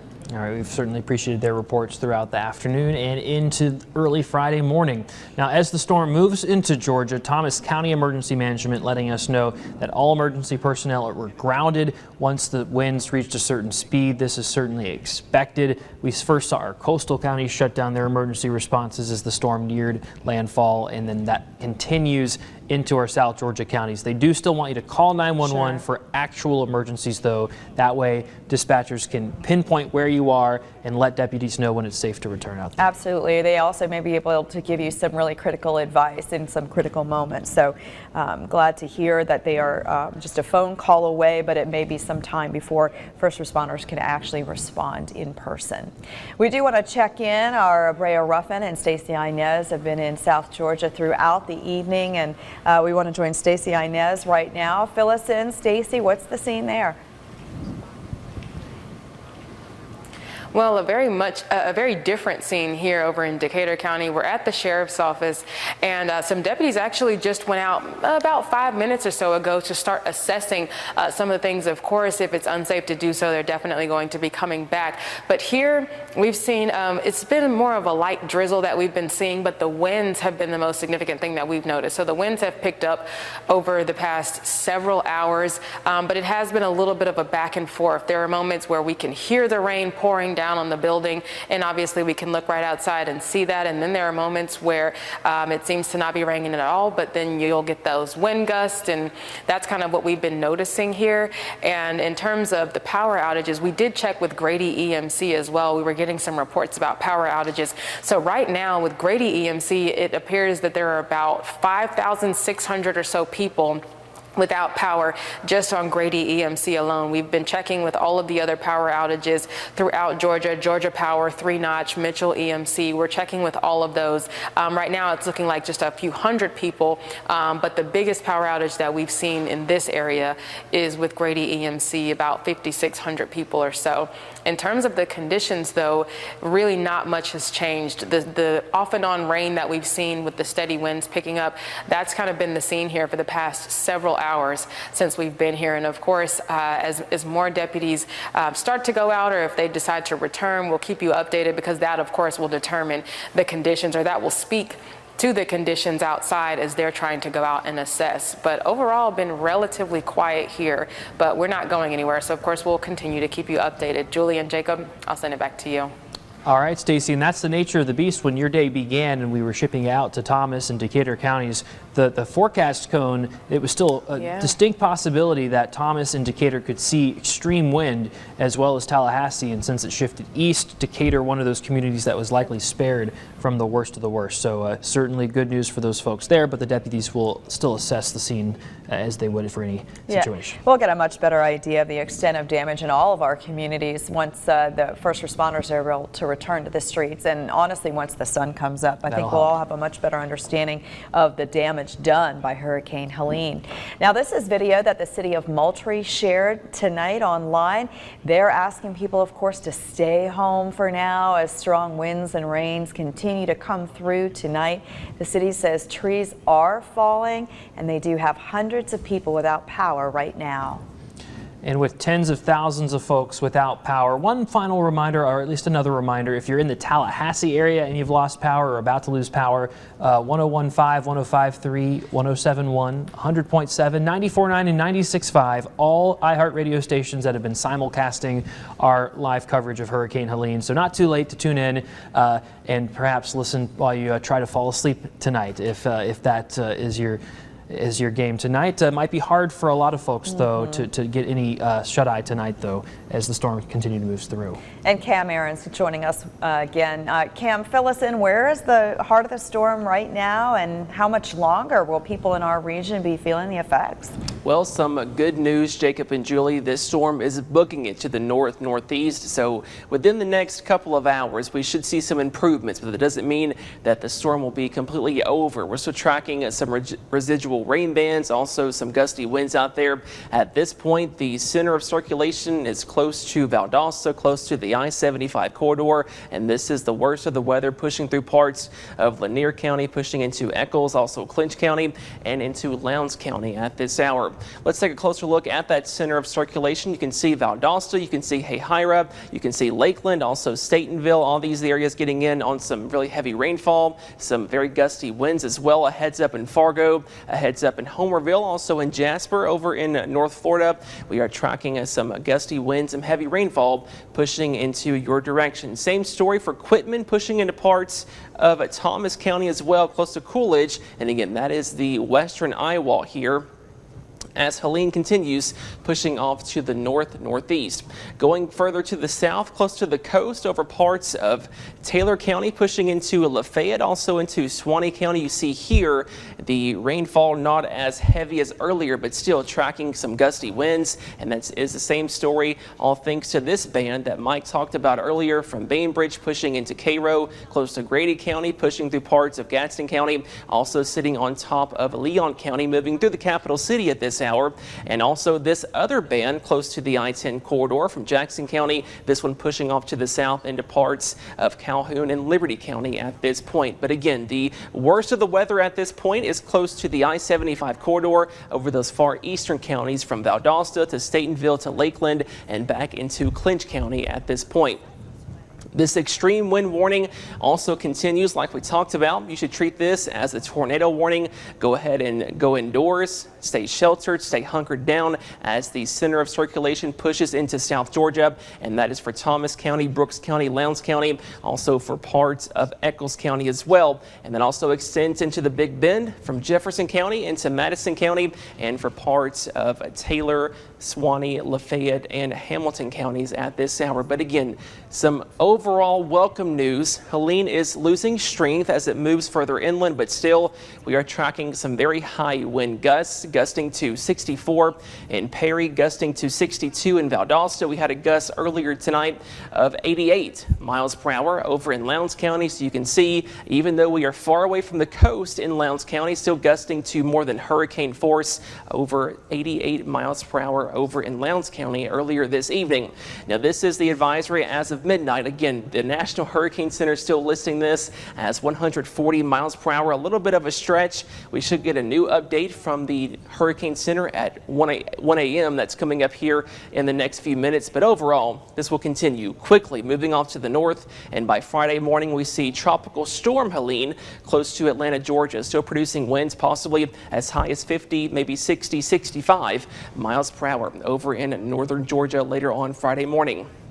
Let's go hour by hour on Futurecast, and notice this model did a pretty good job of the center of circulation over Valdosta, and look how quickly by 2:30 in the morning the center of circulation pushing into parts of south central Georgia. But still, we are tracking those leftover rain bands, the leftover gusty wind out there. It's not going to just completely stop once the center moves to the north. We're still watching out for the leftover rain, the leftover wind, but some welcome news once that wind pushes out of the the west and northwest, we are tracking some drier air to wake up on Friday, and some overall better weather is on the way to go into Friday. But until then, again, tracking the heavy rainfall, tracking the strong straight line winds, but also possibly a few of those rotating showers or thunderstorms. This is a tornado watch in place until 6 in the morning from Thomasville to Monticello and back to the east over parts of the I-75 corridor. All the counties in this red color, the threat for tornadic storms very, very low, but again, it's not zero when you have a landfalling hurricane. They can sometimes spin up those quick spin up tornadoes or things like that. So just be sure that you have a way to receive warnings and you stay weather aware to go into tonight. Also tracking this as well this morning as we watch Helene make its way northward across the southern part of the state, and we're here to keep you safe, keep you prepared as Helene moves in. Made landfall late last night, just after 11 o'clock on Florida's Panhandle, about 213 miles away from Metro Atlanta. That's the center of the storm, and it is racing across South Georgia. So on this track and the forward speed increasing, we're talking about the center of Helene as it weakens from a hurricane to a strong tropical storm being right here in North Georgia and overhead, let's say by 6, 7 o'clock or so this morning, and we're going to be following it for you every step of the way. Now, way out in advance of Helene, we've got heavy tropical rain falling. Again, this is not directly associated with the hurricane, but that heavy rain having a big impact with already water evacuations along Nancy Creek and Sandy Springs. Additional rivers, creeks, and streams continue to come up with several active flash flood and flood warnings all across North Georgia and Metro Atlanta. So that flood risk extensive, and then the wind threat's going to be going up in the coming couple of hours. But for now, the heavy rain, the focus right now from Commerce and Jefferson and then down toward Metro Atlanta. Wind gusts picking up now through Athens and Eatonton, still 30 miles per hour or so or less, but these gusts are really going to be picking up after about 3 o'clock this morning. And we're talking about widespread 50 to 60 to perhaps 70 mile per hour wind gusts. We'll be tracking that for you through the night and have forecast updates for you again in just about an hour. Tomorrow morning on Good Morning America. The app tonight, but 153,000 people at this hour without power. And just to emphasize the warnings to stay off the roads, we mentioned some debris on the roadway in Leon County. That's also true on I-10 in Jefferson County and in Madison County right now, according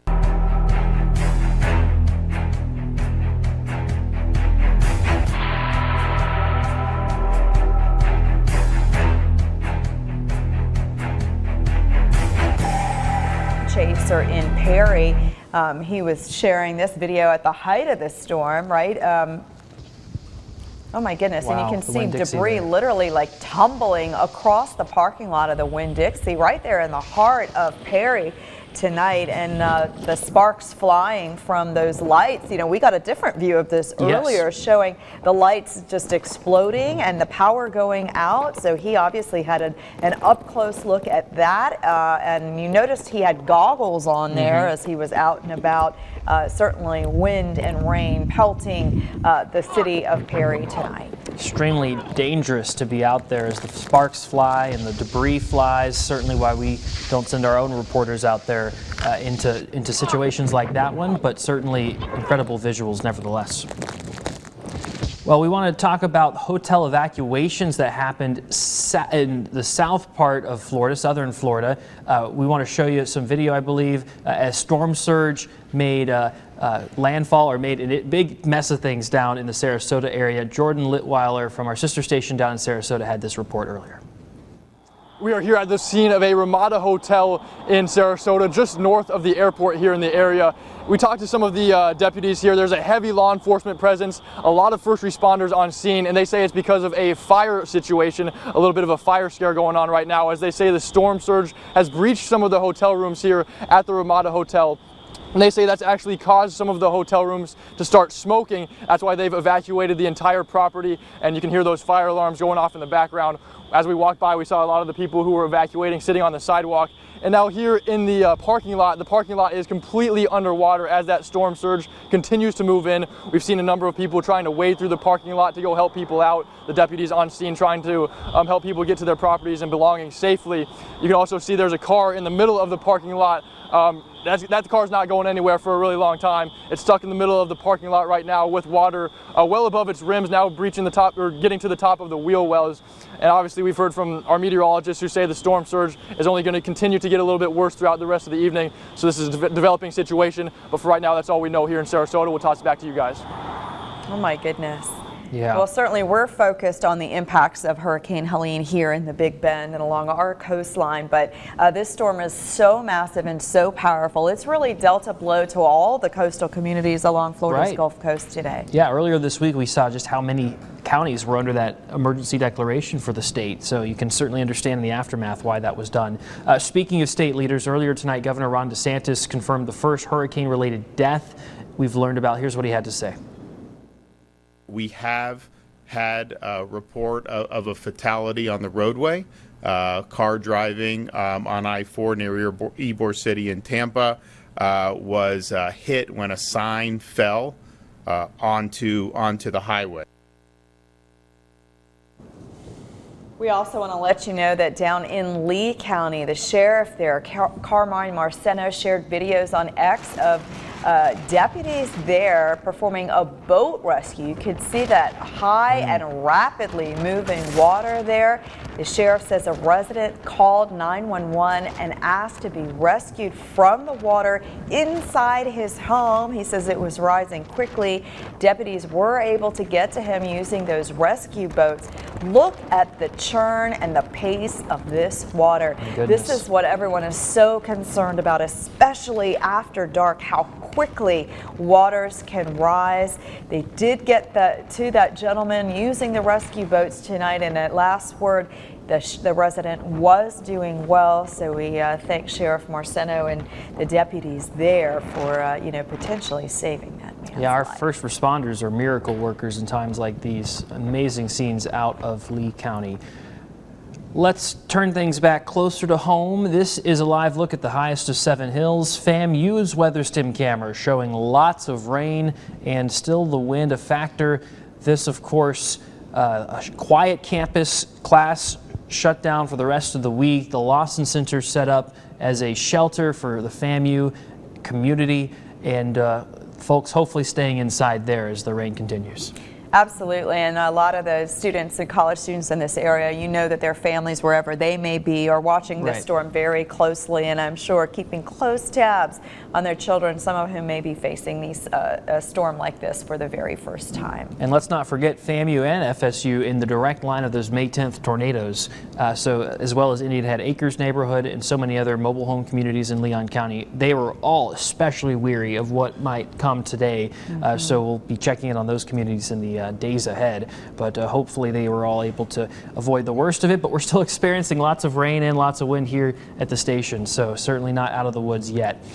Well, there are a lot of people who are working all night tonight, and they'll be working all day tomorrow as well, making doing their best to keep us safe and to document any damages that they may need to address once the sun comes up. We did speak with Leon County Emergency Management Director Kevin Peters earlier tonight. He did experience his full confidence in the team that they have working tonight, and that'll be working again tomorrow. We have a room full of professionals here with us in the Emergency Operations Center. We've been activated for a few days now. They are very long days, but it's a lot of people working together, sharing information, and doing everything we can to keep our community as safe as possible.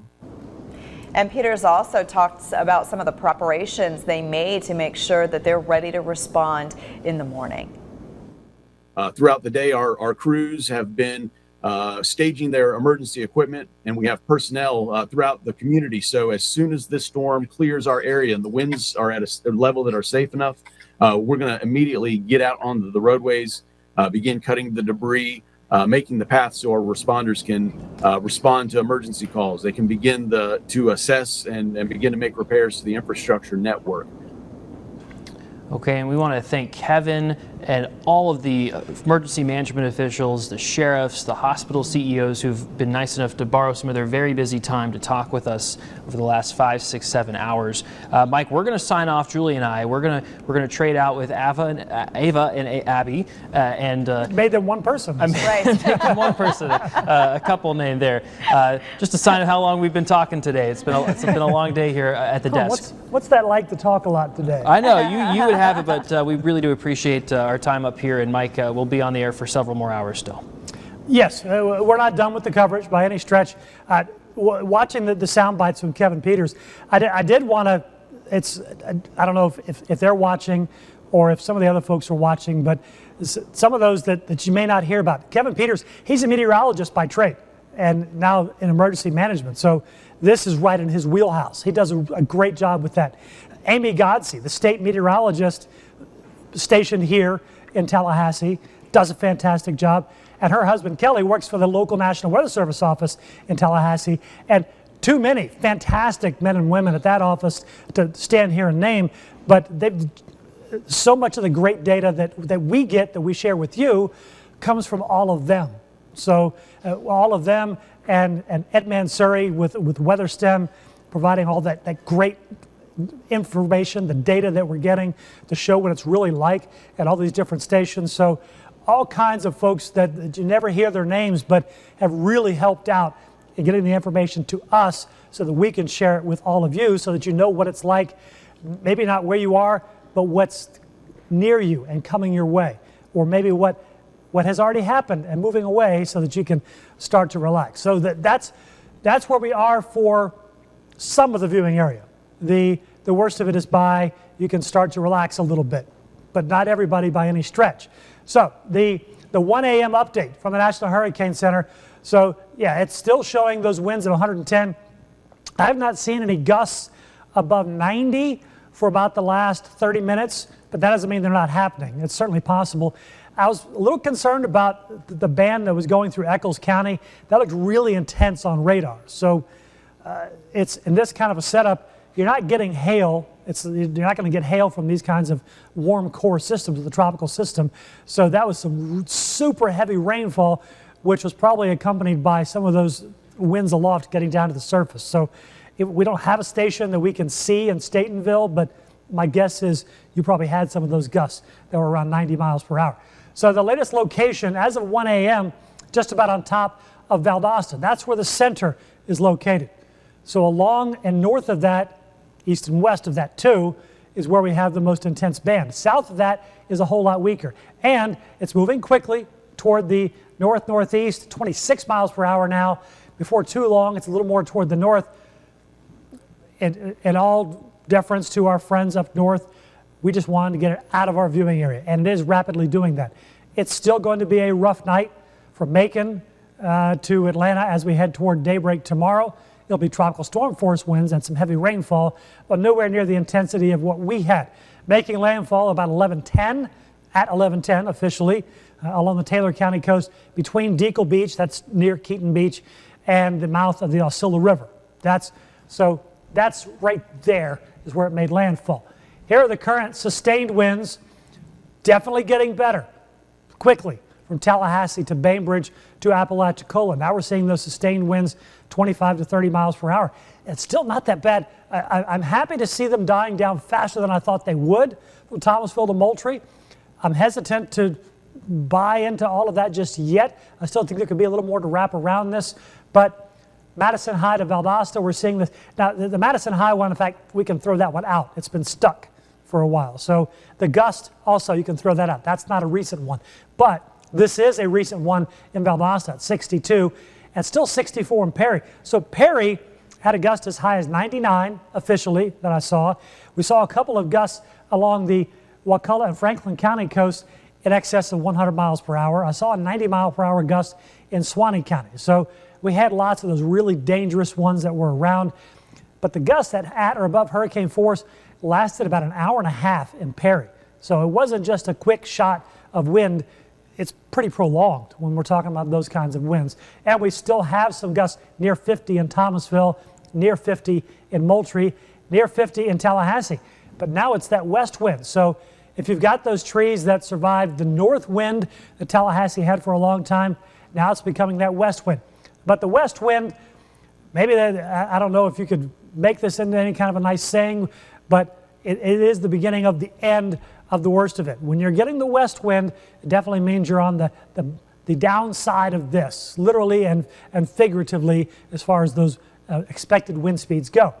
Now, the futurecast wind still shows we could see some 60 to 70, perhaps 90 mile per hour gusts during the next hour or so across mainly South Georgia, up and down the I-75 corridor. That's the best shot. There could be a few farther west, but I think most of them are going to be closer to I-75. So Valdosta, Lakeland, Adel, Moultrie, Tifton, Homerville, I think you're all still in that area.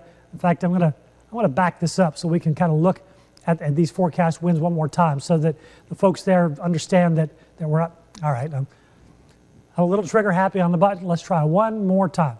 Okay, so there we go. So here's what we think is possible within the next half hour or so. Probably not going to see that in Thomasville, but I'm not going to rule it out. But now we're starting to see more of the expected gusts staying below a dangerous range. Now, they're still going to be strong enough. If you've got some limbs that were weakened by all the winds tonight, you could still have additional power outages to what's already been happening. Here's your radar look. This one persistent band has been gradually working its way eastward. I haven't seen too many dangerous winds with this, but there were still some that were gusting over 50 in Tallahassee, and some of that getting into Jefferson County, into the eastern parts of Grady and through the middle of Mitchell County. But here's where we're seeing the worst of it. And so I'll put this into motion. That was that real intense part right there I mentioned, coming through Statenville and Eccles County. Look at the south side. Now, this band is wrapping around, and there could be some pretty gusty winds with that, but it's fairly narrow. The rest of this is just some plain old light to moderate rainfall. So that's what most of the Big Bend has, again, with this one exception. So these showers getting closer to Shady Grove, and this will likely kind of work its way up toward Greenville, Monticello, Wassissa, just about on top of Chairs and Lloyd, all getting some of those gusty winds up to around Lake Ammonia, moving over to Miccosukee. You can all still expect some wind gusts 40 to 50 miles per hour for about another half hour or so, and then it will get better. Strongest winds very likely to be with this eastern section now. So from Statenville to Homerville to Lakeland, and then getting out of our viewing area up into Atkinson County around Pearson. Go farther north, Moultrie getting some of the heavy stuff, although I haven't seen the winds nearly as strong as what we saw back here. And then here's the northern part of the other band that's going down through Tallahassee from Camilla to Spence to Cairo. Still some 40 to 50 mile per hour gusts are possible, again, for about another half hour or so, and then conditions will get better for you. Let's look at, here's the Doppler radar imagery, and where you see these light blues, we don't see as intense. We don't see the dark blues. Remember when we saw those, if you watched earlier, when it was coming in over the Big Bend? That's when we had a lot of those Doppler radar estimates of winds 119, 120 miles per hour. That's what we saw earlier. Now we don't see those same colors. These kind of brownish colors, we initially saw some of those when we had those 100-mile-an-hour gusts along the Franklin and Wakulla County coast. There's only a little bit of that left. So here's a query. Still, that's 106-mile-per-hour gust. It's pretty high up because it's a considerable distance from the Tallahassee radar, so we're not seeing those kind of winds getting down to the surface. But I still think we could see 80 to 90. I think that's certainly possible. This area, a little bit weaker, as I mentioned, around Moultrie, but still could see some gusts 60 to 70 reaching the surface up here. So just keep that in mind for about another 1 to 2 hours, maybe 2 hours across South Georgia. Some good news, this map had purple areas on it indicating extreme wind warnings. Those have all expired. So at least we're not seeing widespread threats from that. And certainly as the center continues to move at 25 or better miles per hour off toward the north-northeast, that's where we'll see these conditions getting better and better. That's what will continue for the next couple of hours. Here's the long look over the last 6 hours and show how much it's changed. So we had the landfall around 11:10 along the Taylor County coast, third time in 13 months with the Taylor County hurricane landfall. The heaviest bands of rain a couple inches of rain falling in a short period of time. The strongest winds roughly from Jefferson County and points east. So while Tallahassee saw some gusts that got near 70, I didn't see anything measured above that. So I consider that a win for parts of Tallahassee, but just awful news yet again from Perry to Live Oak to Madison to Jasper, down to Mayo, yeah, all seeing the heart of this, and Valdosta with some gusts that still could hit 80 miles per hour before it's all said and done.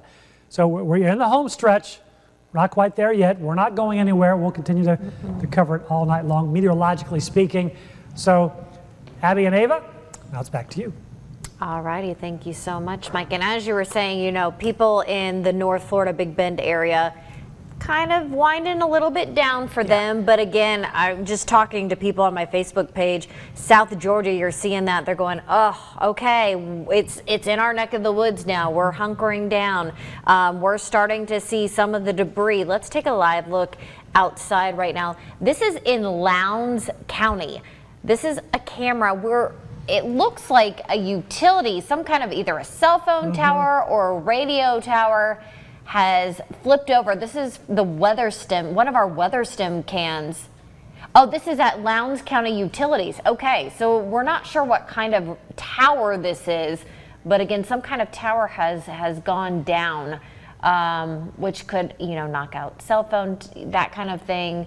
It just shows you the power of those winds, and it definitely drives home what people have been saying to me through Facebook is just they have never heard winds like that in their life. Yeah, let's take a look at some video from a 511 Georgia cam that's in Valdosta. Now you can see there the strength of that wind there, that rain, sheets of rain, the traffic lights are swinging in the wind there. Definitely not a place you want to be outside in any way, shape, or form. All right, let's go to Fort Myers Beach. This is further south. Oh my goodness. Okay.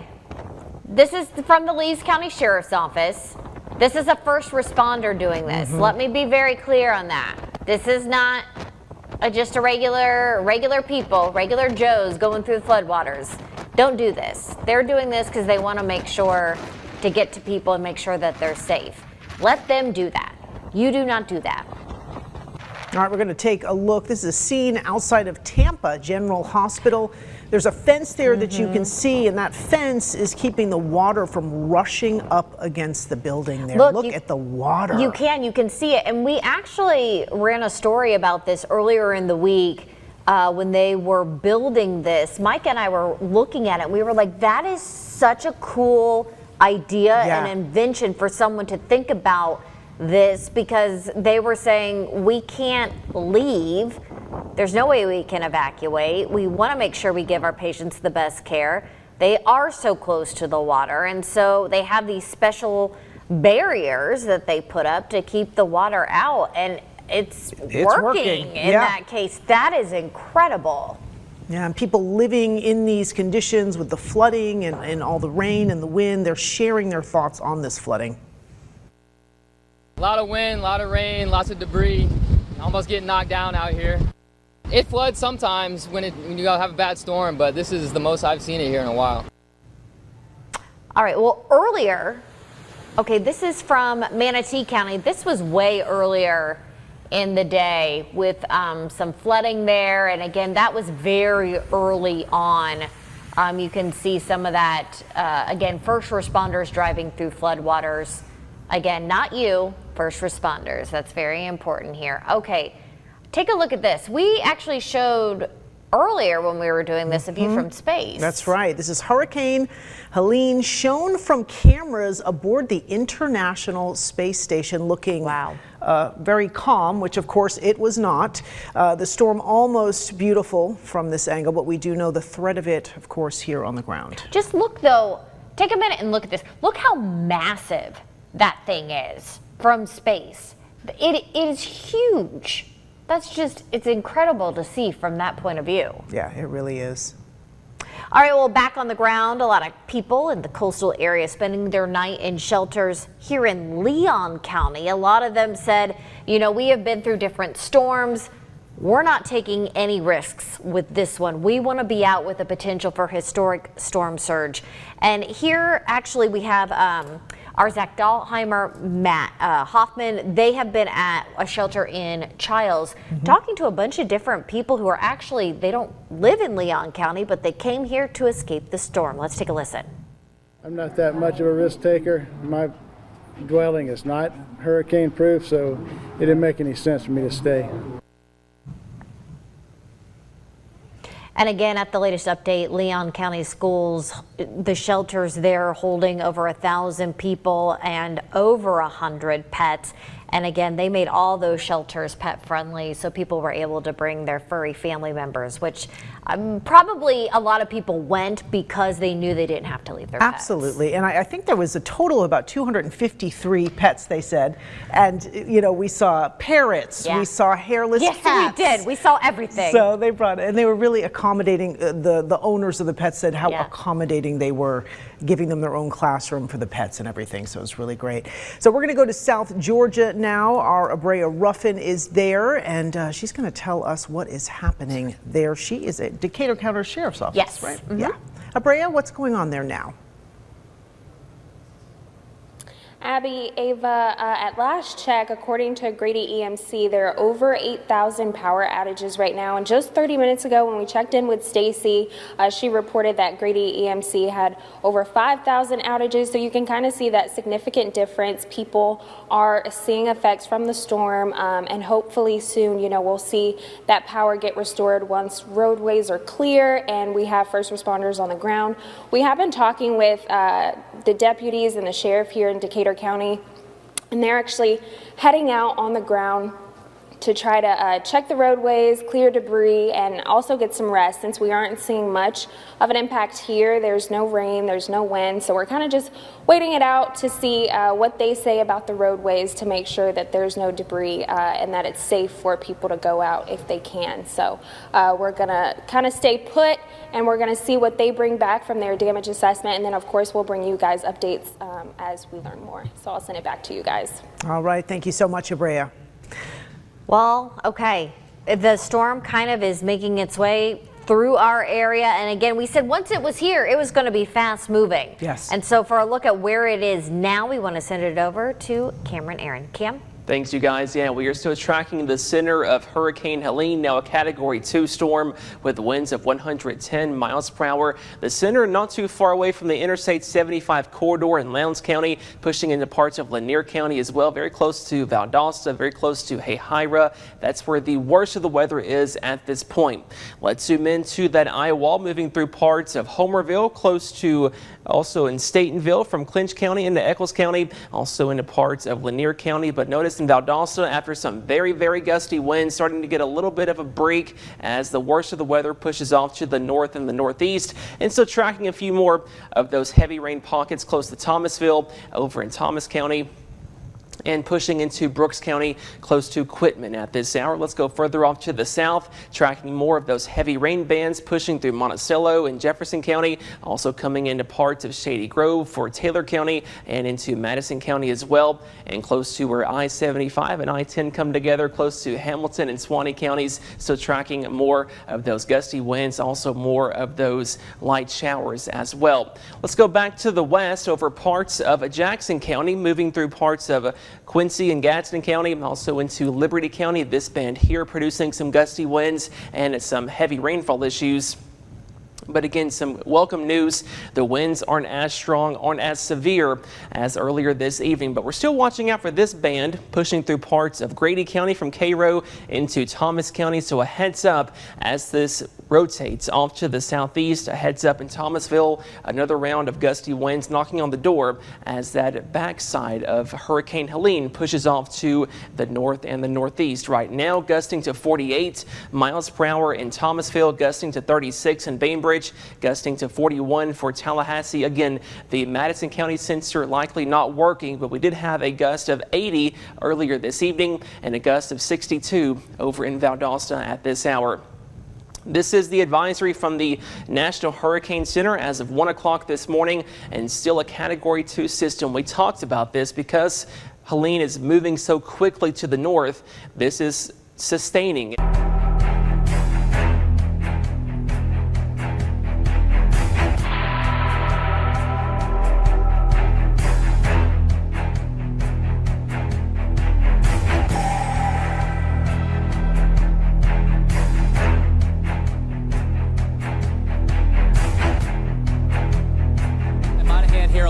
Meteorologist Brad Nitzen, Severe Weather Center 2. Very heavy rain, strong wind gusts about to move in as we track Hurricane Helene making steady progress inland from the Florida Panhandle now across South Georgia with very strong wind, damaging wind, and likely hundreds, if not thousands, of trees coming down first in South Georgia and Middle Georgia, and then that risk is going to spread into North Georgia, especially on the east side. Now, a lot of heavy rain with this system. It's really adding up, and we have some new video in. I want to show you this. Let's look at this together. This is Peachtree Creek. This is near Northside Drive, Northwest Atlanta, I believe, in Buckhead, and you can see all of that high water. This is new video into us, and these are scenes we're seeing across a lot of North Georgia and Metro Atlanta this morning. We've had a lot of rain Wednesday, a lot of rain Thursday, and now into Friday morning, several inches of it. And that's the impact of the water rising so quickly. So much rain in such a short amount of time. You can see how high the water is there, the flooding extensive, and other areas of Metro Atlanta also having some significant flooding now. So let's come back to Live Storm Tracker 2 HD radar. Let's come in close. So before the wind threat from Helene gets here, after about 3 o'clock or so this morning, we've got the heavy rain falling now from Calhoun to Bartow County, down through Paulding County. All of these green boxes that are flashing, those are active flash flood or flood warnings, and we're going to see many more of these in the hours ahead as this heavy rain continues to fall. Right along 85, pouring rain through Noonan, through LaGrange, coming through Meriwether County, through Barnesville and Thomaston, and then there's that rain that continues to fall on the east side, well ahead of Hurricane Helene. Now, just updated this graphic for you. I want to give you some perspective of what's happening along Nancy Creek, another creek in Metro Atlanta that's having some flooding issues. Along Rickenbacker Drive, getting reports of minor flooding there, pushing toward moderate flooding. Flood stage 11 feet. We're at 14 feet. Water continues to dump into Nancy Creek there at Johnson Ferry. We're at minor flood stage. And also along West Wesley Road as you make your way through Buckhead, flood stage 12 feet. We're at 13 feet there. Rising levels. This is along Nancy Creek, but again, also seeing significant impacts along Peachtree Creek as well. Now, the latest on Helene, expecting the center of the storm to move across Middle Georgia as we head toward the wee hours of the morning. So over the next few hours, the rain will continue to fall heavily and the wind risk will go up. Now, coming up in the next half hour, we're going to get a brand new advisory from the National Hurricane Center, an update on Helene, and I'll bring that to you, plus an update on Storm Tracker 2 HD radar as we keep you ahead of the storm and prepared for the storm. We'll talk to you in just about a half an hour. At your address, it indicates that Pierce home for now. As they check out the waves at Jetty Park, they are thinking about their trip over. They dropped the news on us and they were like, you guys got to be out of here by Wednesday. They attend Eckerd College in St. Petersburg. Classes were canceled to allow these students time to evacuate.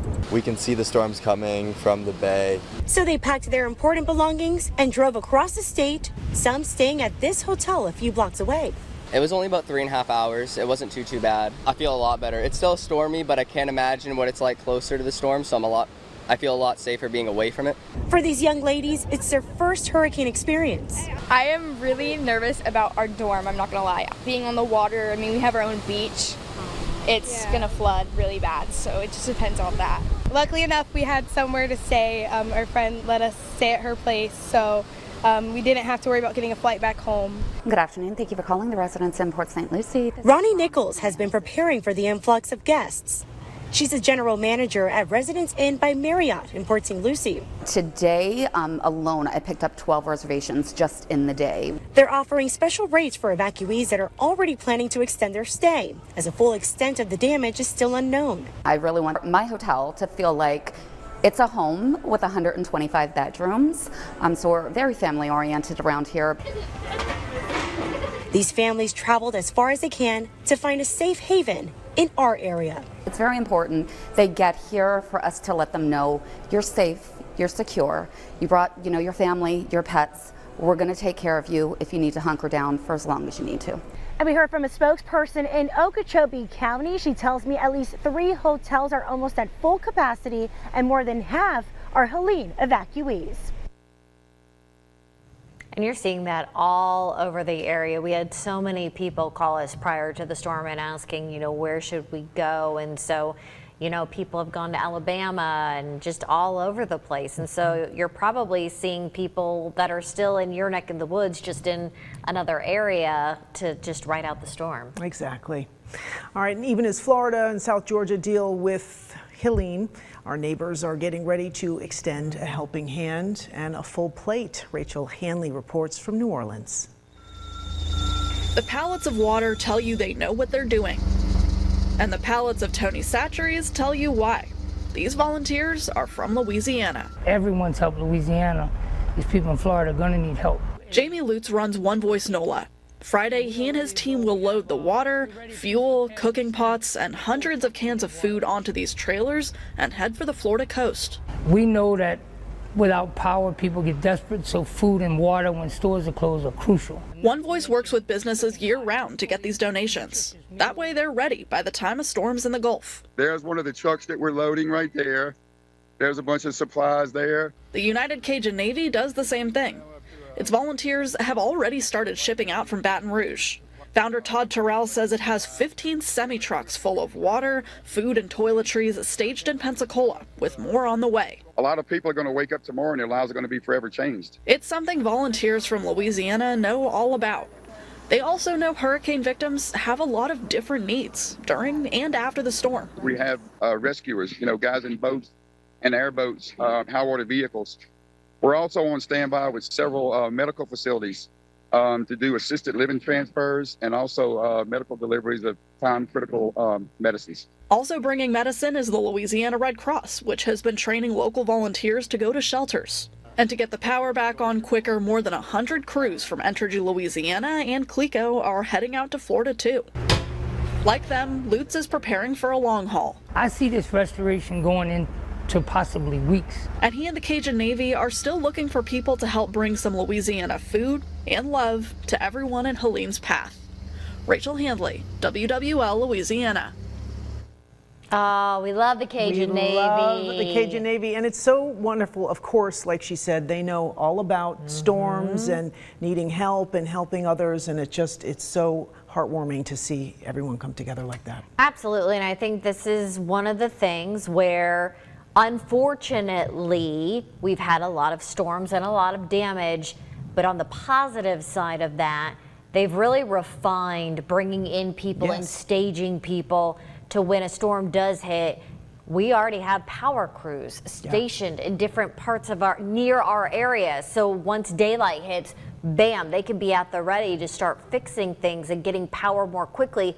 So instead of weeks, it just takes a few days. I know Salvation Army has people ready to come in. Red Cross, our Operation Barbecue Relief, they've come several times to our area to cook meals to send out to people. So don't fret. There are people that are coming to help all of us as we recover. They sure are. They have it down to a science. They really do point. now. They really do. All right, are we taking a live look out there? Okay, out there over downtown Tallahassee, and it looks like it's still raining. It's still windy. I mean, it definitely, you can hear the raindrops. They're not as heavy, not as hard on the station here. It is true, and when you would walk outside, it just kind of, the air felt thick, it felt heavy, and at one point, our assignment manager was like, step outside, it just feels like salty air, and it kind of did. Soup. It really did. All right, we want to head out now to one of the 8 shelters in Leon County. Our anchor reporter, Zach Dahlheimer, has been out there since very early this afternoon. Zach, tell us what the mood is like now. Well, Abby, Ava, it is quite a change as to where it has been pretty much all day. If anything, it's a little bit of a drizzle out here over at Childs High School. We've had like a few gusts here, but really things have calmed down quite a bit here on the north side of town. A little bit of misting going on right here. We've got some, it looks like some security, maybe some LCSO that have been here all day as some of the resources here at the shelter, but much quieter than it's been for the last 4 or 5 hours or so. And this just goes to show that, you know, these resources are always good to invest in if you live in an area, especially a mandatory evacuation order. Right now, far west Georgia not included. As you go east and out to Athens and down to Eatonton, not included as well. Inside the perimeter right now, we have a flash flood warning that is considerable. And we are seeing scenes around the metro of people that are stranded or at least being impacted by the flooding water that is happening right now because of over 7 or 8 inches of rain. I want to get a look at some of the wind gusts and the huge wind field with this storm. It's gusting to 63 miles an hour right now in Jacksonville. Valdosta gusted to 62. I haven't seen that number changed, though, so it's possible that that's an older reading there. We're also starting to see right on schedule some wind gusts that are picking up over 30 miles an hour, not too far from the Atlanta metro out in Athens. And that's going to continue to increase through the next several hours. Rain bands coming through 4 o'clock in the morning. Notice the banding nature of the precipitation. If you step outside right now, it has a different feel than it did about 6 or 8 hours ago. Instead of feeling kind of cool and rainy, it feels tropical out there. And these downpours are capable of producing 2, 3, 4 inches of rain in just an hour as they move through. 5 o'clock in the morning, still heavy rain throughout most of our area. Center of the storm is going to move east of Atlanta. It may not move very far from Eatonton or Athens as it moves to the north overnight. This is 7 o'clock in the morning. I would say that the center of the storm, which will likely be a tropical storm at 7 o'clock in the morning, will likely be basically due east of Atlanta. On the back side of it, the southwestern side of it, we're going to see the winds pick up out of the west, northwest, and that's when we'll probably get our strongest gusts in the Atlanta metro area. That will occur sometime around 7 o'clock in the morning. Notice the rain starting to wind down for us as the morning goes on. A few spotty showers possible in the mountains during the afternoon, but some sunshine will be breaking through in Atlanta. Let's look at the wind gust potential. 3 o'clock in the morning, about 90 minutes from now, I think we're going to start to see those gusts getting up over 45, 50 miles an hour east of Atlanta, 60 miles an hour in Athens, possible by 4 o'clock in the morning. Still not crazy wind gusts around Atlanta at that point, but once we hit 6, 7 o'clock in the morning, and as I mentioned, on the back side of that storm, so the center of it is right out here near Athens, we start to see these really powerful gusts. And with the ground so saturated, probably only going to take the 40-plus mile-per-hour gusts to start downing some trees in the Atlanta metro area. Some of these stronger westerly winds will actually make their way into the areas that see strong easterly winds overnight. So we'll have 2 different wind directions, powerful over 50 miles an hour, moving through the eastern part of our area during the overnight and into tomorrow morning. By about 10, 11 o'clock in the morning, we go from really windy to just breezy to windy with wind gusts between about 30 and 40 miles per hour. We want to check in with First Alert meteorologist Patrick Peet, who has been keeping an eye on the rainfall totals. And Patrick, these numbers just keep going up and up and up. Yeah, Fred, that happens, you know, day like today. We actually set record rainfall at Hartsville-Jackson.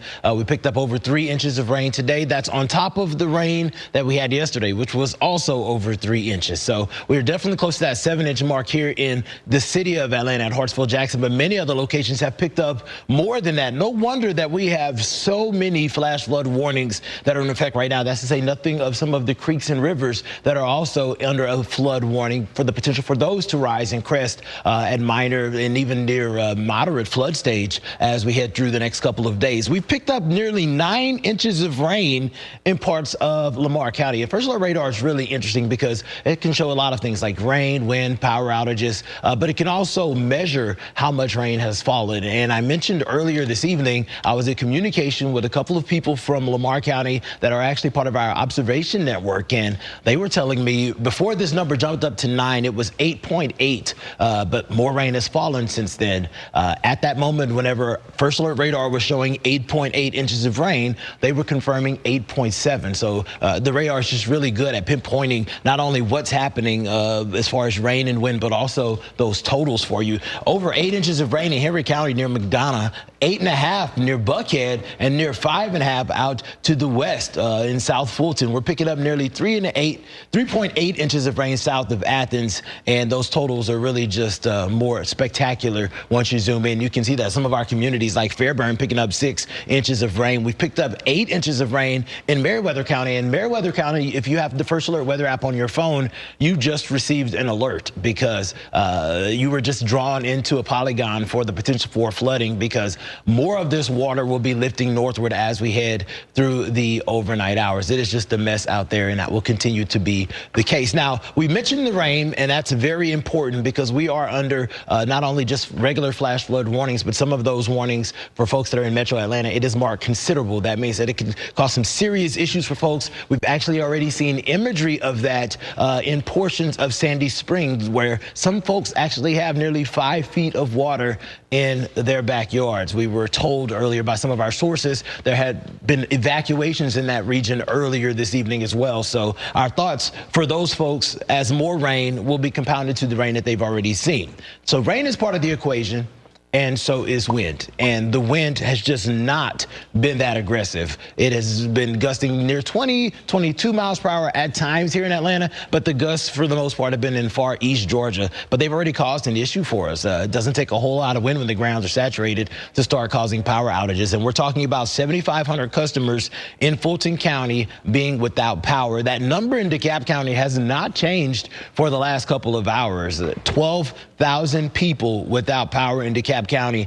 And DeKalb County is a very interesting situation because earlier this evening we actually had multiple reporters in 2 different locations where the rains from the day had caused for essentially sinkholes to form in 2 different areas. So not only you're dealing with sinkholes and you're dealing with some flooding potential out there, but you're also dealing with power outages. Next door in Gwinnett County, there's been a little bit of improvement since 11:30. We had more people without power, roughly 2,500 people. That is now down to 1,500 people, still 2,000 people out in Hall County without power, and we're watching folks in Clark and Oconee counties right now. Clark County, it looks like it's about 1,000, only 200 people in Oconee County, but the winds are going to be picking up. And as we've been telling you for, I would say, the last day or so, we believe that Helene would take a more easternmost track through our viewing area, which means that some of those strongest winds will be out towards the east. And I'm looking at you out in Clark and Oconee County, but I'm also looking at folks that stretch all the way up to Rabun County. Those winds, a lot of the guidance hinting that could be very, very significant, 60 to 80 miles per hour winds. It is only just beginning. Tracy, Blair, whenever these situations happen, we're concerned about rain, we're concerned about safety, and wind is just really going to help to make this a conversation that we're going to be having on multiple fronts as we head through the next 12 hours. Absolutely, and as you all point out, what you all are seeing, we have a team of reporters across North Georgia right now checking, one, on the conditions that our meteorologists are talking about with that flooding and the rain coming down and the wind that will eventually follow, but also checking on the reports of damage that we're getting here tonight. Yeah, and we're seeing a lot of flooding, heavy flooding. We want to head out to First Alert our Atlanta News First reporter, Sarah Hammond. She's on Northside Drive right off Peachtree Street. Sarah, what are you seeing there? We see a lot of water behind you. There is a lot of water in this neighborhood. I'm going to move so you guys can see. We've been here as this family has been having to get out of their house, their hole. They tell us the basement of their house is now flooded.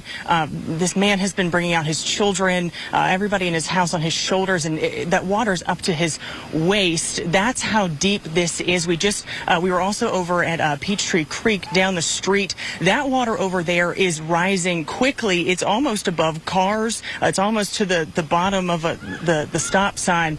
It is so deep over here. We've seen trash bags floating everywhere. This water on the street here is no joke.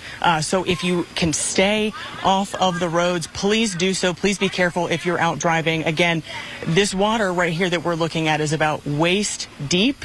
And it's getting into houses. The house across the street from where we are is, we are also, they are leaving their home. We just saw them bring their dog out, bring out suitcases, get in their car. Thankfully, their cars are not underwater yet, but it is rising and the rain is falling.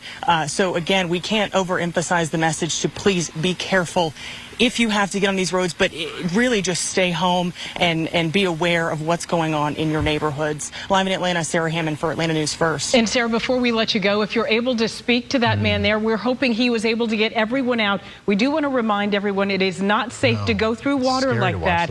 I know he's very concerned about his family wanting to get them out, but are you able to find out, did he get everyone out? Are you able to speak with him?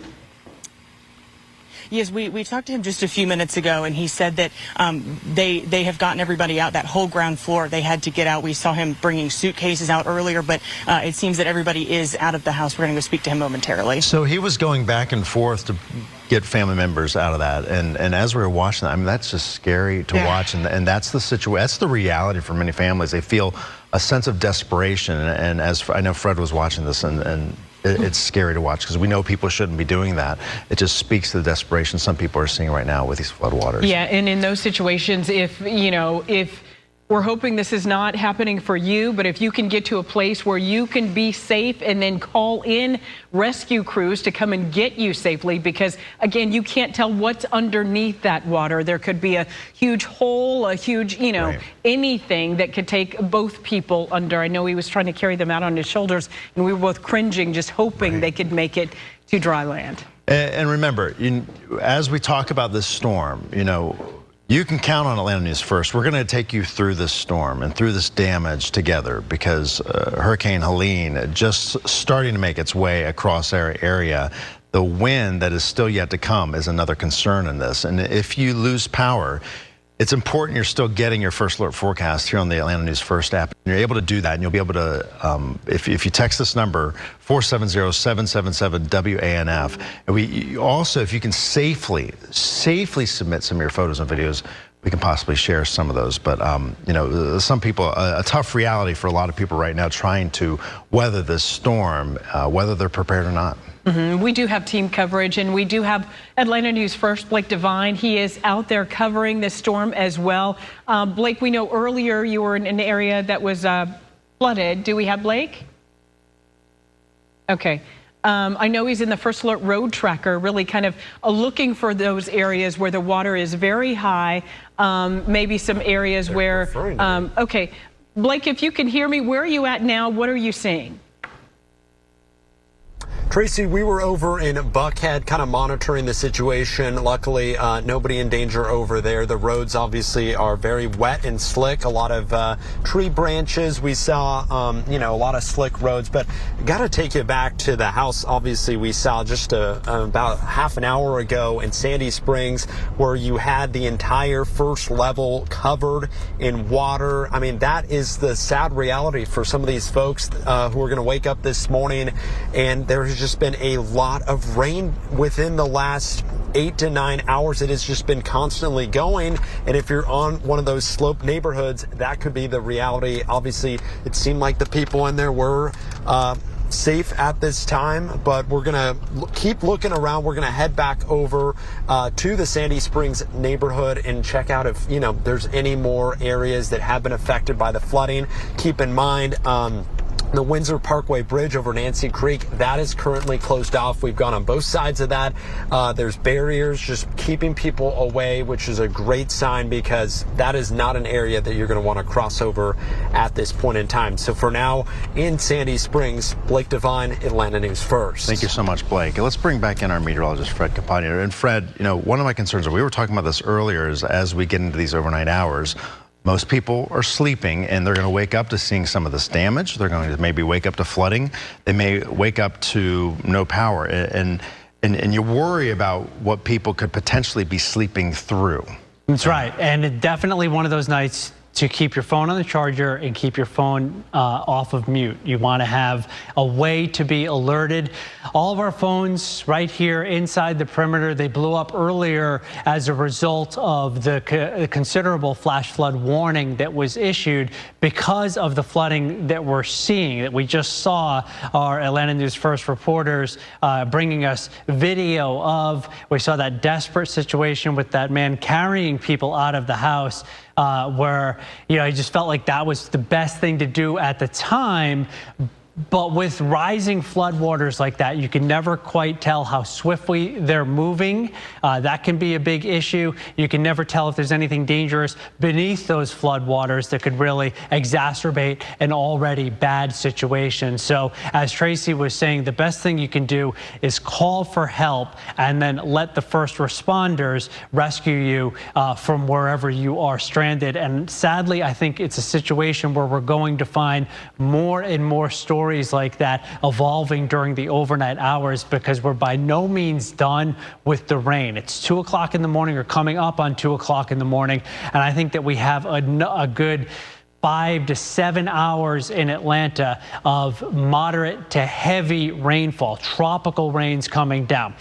This is where we have a tropical storm warning. Now you see Jackson County here, which is labeled in red as a hurricane warning. It's not. It's a tropical storm warning out that way. Although, believe me, Jackson County, you're going to see some really strong winds coming in later on tonight. Hurricane warnings, though, for Upson, for Butts, for Jasper, for Pike Lamar, and for Spalding counties. I think those areas stand a good chance of seeing some of the stronger winds moving through.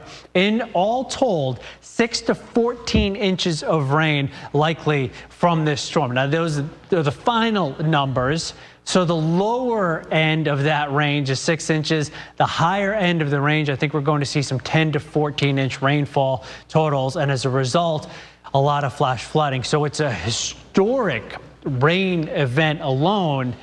And then we need to bring the wind in, which we've barely talked any about because it just hasn't really started to develop yet, but it will and is right now, and it will get worse in the next few hours. 45 to 75 mile per hour gusts. So West Georgia will probably make out the best as far as this storm is concerned. East Georgia the worst as far as the wind goes.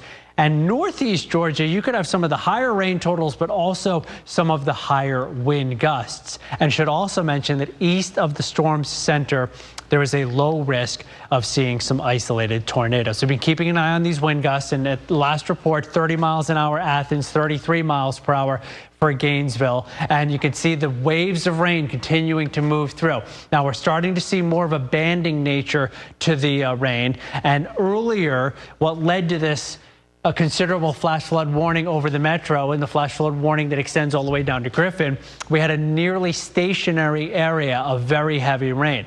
Now these bands are more on the move. So that means that you'll get some downpours, but then at least you'll get a break. But when you get those downpours, that's when we're going to start to see some of those stronger wind gusts moving in. Another update now from the National Hurricane Center, winds for Helene down to 90 miles per hour. So still northeast at 26 miles per hour as far as the forward speed of it. And you can see here at one point, the Hurricane Center's track had this going over Atlanta. It's going to go east of Atlanta. The question is, will the center of it go east of Athens? And will it go east of Eatonton? Because the east side of the storm is where the worst winds are, and that exact track is going to be critical for those areas. I mentioned those storm reports because of the considerable flash flood warning, and you'll notice that there are several, about 8 or 10 there that have happened within the last couple of hours inside the perimeter. By 4 o'clock in the morning, still seeing lots of heavy rain around. By 5 o'clock, it's still with us. 7 o'clock, here's the center of the storm out here, somewhere between, say, Covington and just to the east of Athens and Eatonton. I actually think it's more or less going to be over or just east of those areas. We'll start to see the wind shift and coming more out of the west and northwest as the storm lifts to the north. In this rain band right here, some computer models have been projecting some pretty strong wind gusts coming right into the metro. And I want to show you those hour by hour as they move in. So 3 o'clock in the morning, about an hour from now, I think we're going to start to see those 30, 35 mile per hour wind gusts that we're finding in Gainesville and Athens, getting up in the range of about 50 to 55 miles an hour. 4 o'clock in the morning, those gusts may be getting closer to 60 miles per hour in some cases. And by 6 o'clock in the morning, it's the same story. So you could have hours of wind gusts over 45 or 50 miles an hour as you go east of Atlanta. Notice the wind's not as strong northwest Georgia. By around 6, 7 o'clock in the morning, I think that's when the winds are going to start to pick up in Atlanta. And we are looking at an hour or two when the winds will gust between about 45 and maybe as high as 60 miles per hour with some isolated gusts. The storm continues moving to the north. Real rough ride in the northeast Georgia mountains late tonight, early tomorrow, as the strong winds last a little bit longer up that way. By late morning tomorrow, we're finding wind gusts between about 25 and 35 miles per hour in most spots by late morning and early in the afternoon. So still several hours to go. First Alert meteorologist Patrick Peet with us as well during these overnight hours, keeping an eye on that radar behind you. Patrick, what's the latest? I'm looking at the storm reports that we're already seeing coming in, but I'm also looking south of us because there are multiple counties in extreme South Georgia near where Valdosta is, Thomasville, that 100% of those counties are without power. So this storm is definitely packing a punch. It's not something that you see every day, pretty much a fully intact Category 2 storm moving through South Georgia. So we're going to have to deal with this storm as it's weakening, but we are still going to get quite a lot of activity out of this. And we can just see this from the precursor to it. We've seen multiple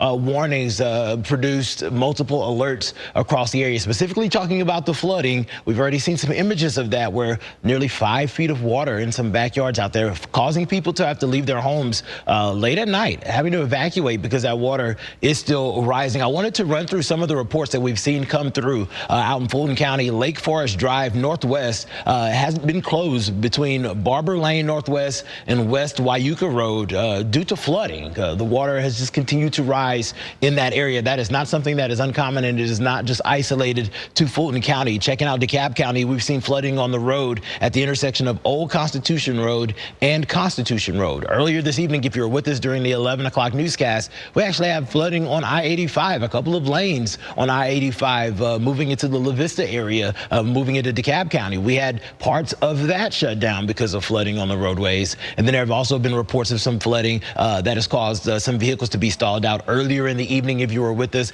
we were bringing you the story of someone being rescued out of a vehicle in the vicinity of Six Flags. We're talking about the intersection of Fairburn Road and Benjamin E. Mays Drive, where there was a stalled vehicle in water. This is a good time to remind you folks, whenever you see water collecting on the roads, it's not a good idea, especially this late at night. Over the course of the next few hours, you're not going to be able to determine the depth of it. You want to turn around because it can cause some issues. You turn around, don't drown. It sounds silly, it sounds very childish, but it's the way to keep you and your families safe. And with that same regard in mind, some folks are still going to try to get out on the roads tomorrow. I understand, I get it. We're going to be coming to work. First responders are going to be going to work. If you have to get out, which we're recommending that you don't, slow down a little bit. It does not take a whole lot of water on the roads to cause you to hydroplane. We've already seen multiple accidents happen this evening. We had an accident on 285 that slowed down traffic tremendously, and we had an accident on I-85 as well. So whenever you have slippery road conditions, especially something like this where there's going to be a lot of ponding on the roadways, it's just not going to be a good idea to race through the water. I want to bring in our anchors because you guys have been with us. You've seen the power outages. We've been talking about this. This has been first alerted since the weekend, but we've been talking about it since last week. We knew that this potential was coming, and unfortunately, it's, you know, we never want to talk big numbers. We never want to say 10 inches, 11 inches, a foot of rain possible, but we've already had several places that have verified 8, 9 inches, and the core where the heaviest rain isn't even here. Yeah, and we're at 2 a.m. and we still have a long way to go. We still have hours and hours to go. There's already been some power outages, but as these winds pick up, more and more people will lose power. Yeah, the one big concern has been the flooding we've seen play out, and those wind speeds that Fred was talking about is what will be playing out over the next few hours. We want to bring in Atlanta News First anchor Carly Burnett, who's joining us here in the studio. I know you're going through some of the data, looking at some of these power outages. So how significant is it at this hour? Well, Blair, Tracy, since the last time we spoke, I mean, in just about the last 2 hours, things have gotten really bad out there. I just looked at the numbers. The power outages right now, 193,582.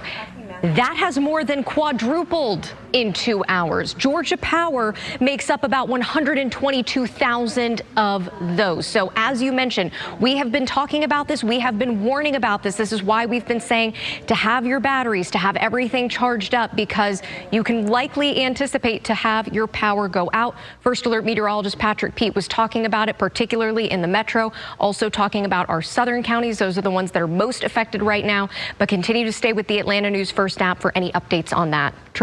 Tracy, Blair. And so much of that focus is going to be on those power outages over the next few hours as people start to wake up and may be without power. Yeah. We do have some breaking news we want to tell you about right now. A woman has been hurt after a roof collapsed at a home. This all happening on Hammond Drive in Griffin. It happened at 11 o'clock tonight. A tree fell on the home. Again, we've been warning people about this. A lot of people have been able to call out tree trimmers and tree cutters to come down and remove those trees that they know could fall down. And this, unfortunately, worst case scenario, that tree falling on that home there in Griffin. The woman now is in stable condition. Atlanta News First will continue right after this.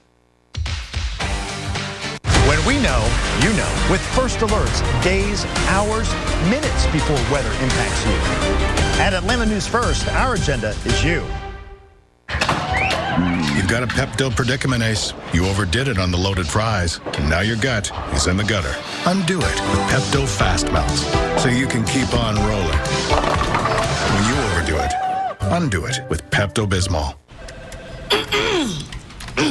Sounds like you need to vaporize that sore throat. Vapor-Cool drops? It's sore throat relief with a rush of Vicks Vapors. Vaporize sore throat pain with Vicks Vapor-Cool drops. Good morning with Dulcolax. Good morning. Hey. Yeah. Try Dulcolax Chewy Fruit Bites for fast and gentle constipation relief in as little as 30 minutes. Making your good morning even better with Dulcolax. Your skin is ever-changing. Take care of it with Gold Bond's healing formulations of 7 moisturizers and 3 vitamins. For all your skins. Gold Bond. Did you know the first signs of aging start around your eyes? Try Olay Super Eye Serum, the serum that targets top eye concerns. It hydrates, brightens, refreshes tired eyes, and improves fine lines and puffiness. Try Olay Super Eyes Serum. Did you know sweat from stress is actually smellier than other kinds of sweat? That's why I use Secret Clinical Antiperspirant. It works on sweat from stress, heat, and activity. It provides 3 times stress sweat protection. Secret works. When you smell the amazing scent of Gain Flings, time stops. And you realize you're in love. Steve! With a laundry detergent. Gain Flings, seriously good scent. Feeling from a backed up gut? Miralax works naturally with the water in your body to help you go. Free your gut and your mood will follow.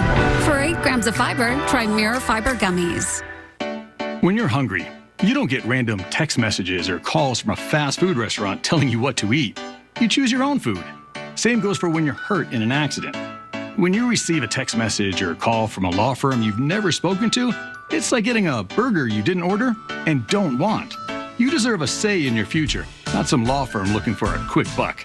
Choose a law firm that cares about you and one that can get you more money. Choose Montlick Injury Attorneys. Get more money with Montlick.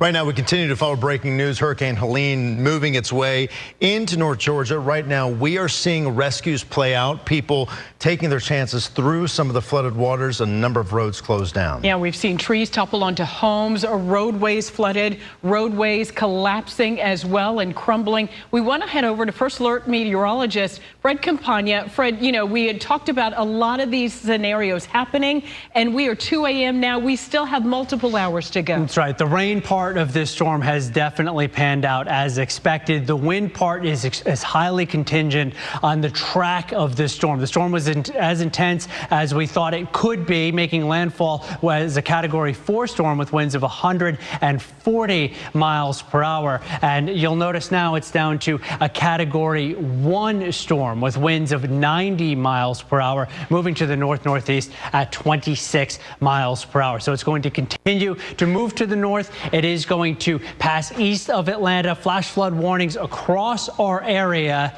and those are likely to continue for several hours into the morning. Winds are gusting right now over 30 miles per hour east of Atlanta, and they are going to pick up much higher than that as we go through the next several hours. So by 6 o'clock in the morning, we are looking at wind gusts between about 50 and 60 miles per hour east of Atlanta. As we go into the later morning hours, or at least around sunrise, that's when I expect the highest wind gusts to be happening in the Atlanta metro area. So 6, 7, 8 o'clock in the morning. If you live in Midtown, if you live downtown, anywhere right around the perimeter, that's when you stand the chance of seeing some wind gusts in the 45 to 60 mile per hour range coming in out of the west-northwest on the backside of the storm, because the storm is going to be east of us. Strong winds continue up into north and northeast Georgia as we go through the mid-morning hours. It'll quiet down but not get completely calm by later on in the morning and early in the afternoon. We'll continue to keep you updated throughout the night. Stay with us here on Atlanta News First. We'll now send it back to regular programming. Montlick is who I call if anything ever happens where I need a personal injury lawyer. I know I will receive the best possible advice and care. And it's not because my name is Monica Kaufman Pearson. It's because Montlick goes all in to make sure everyone receives what they deserve. That's why I'm here. Nothing like Montlick. Replacement by Pella is the right choice. We back our products and installation, unlike other window companies. Pella has the highest quality windows that are tested to protect against extreme weather, so they can handle my family and help keep my home quiet. Yes, and they're backed by some of the best product and installation warranties. Pella is the only thing in this house I don't have to worry about. Save on replacement windows by Pella now. But hurry, our sale ends soon. An injured worker left me a message that said, "You probably won't call me back. I'm just a nobody." I called him right back. Nobody's a nobody, and no one deserves a better firm than you. When Morgan said nobody is a nobody, I felt like that. And they took care of me, and now we're doing okay. Thank God that I went to Morgan & Morgan. Massive amounts of dangerous drugs and fentanyl seized in Georgia. This ain't your local drug dealer. This is a drug cartel. Sent in shipping containers from other countries. One thing we are noticing is the drug cartels are stepping up their game. Atlanta News First is on the front line with U.S. border agents stopping dangerous drugs before they hit your community, because our agenda is you. When we find narcotics, it is a tremendous amount. You won't believe how much they find. Right now on AtlantaNewsFirst.com. Our agenda is you.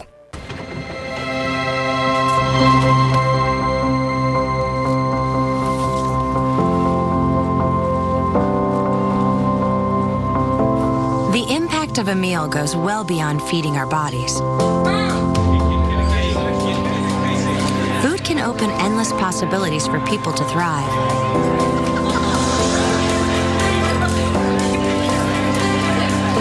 Because when people are fed, futures are nourished.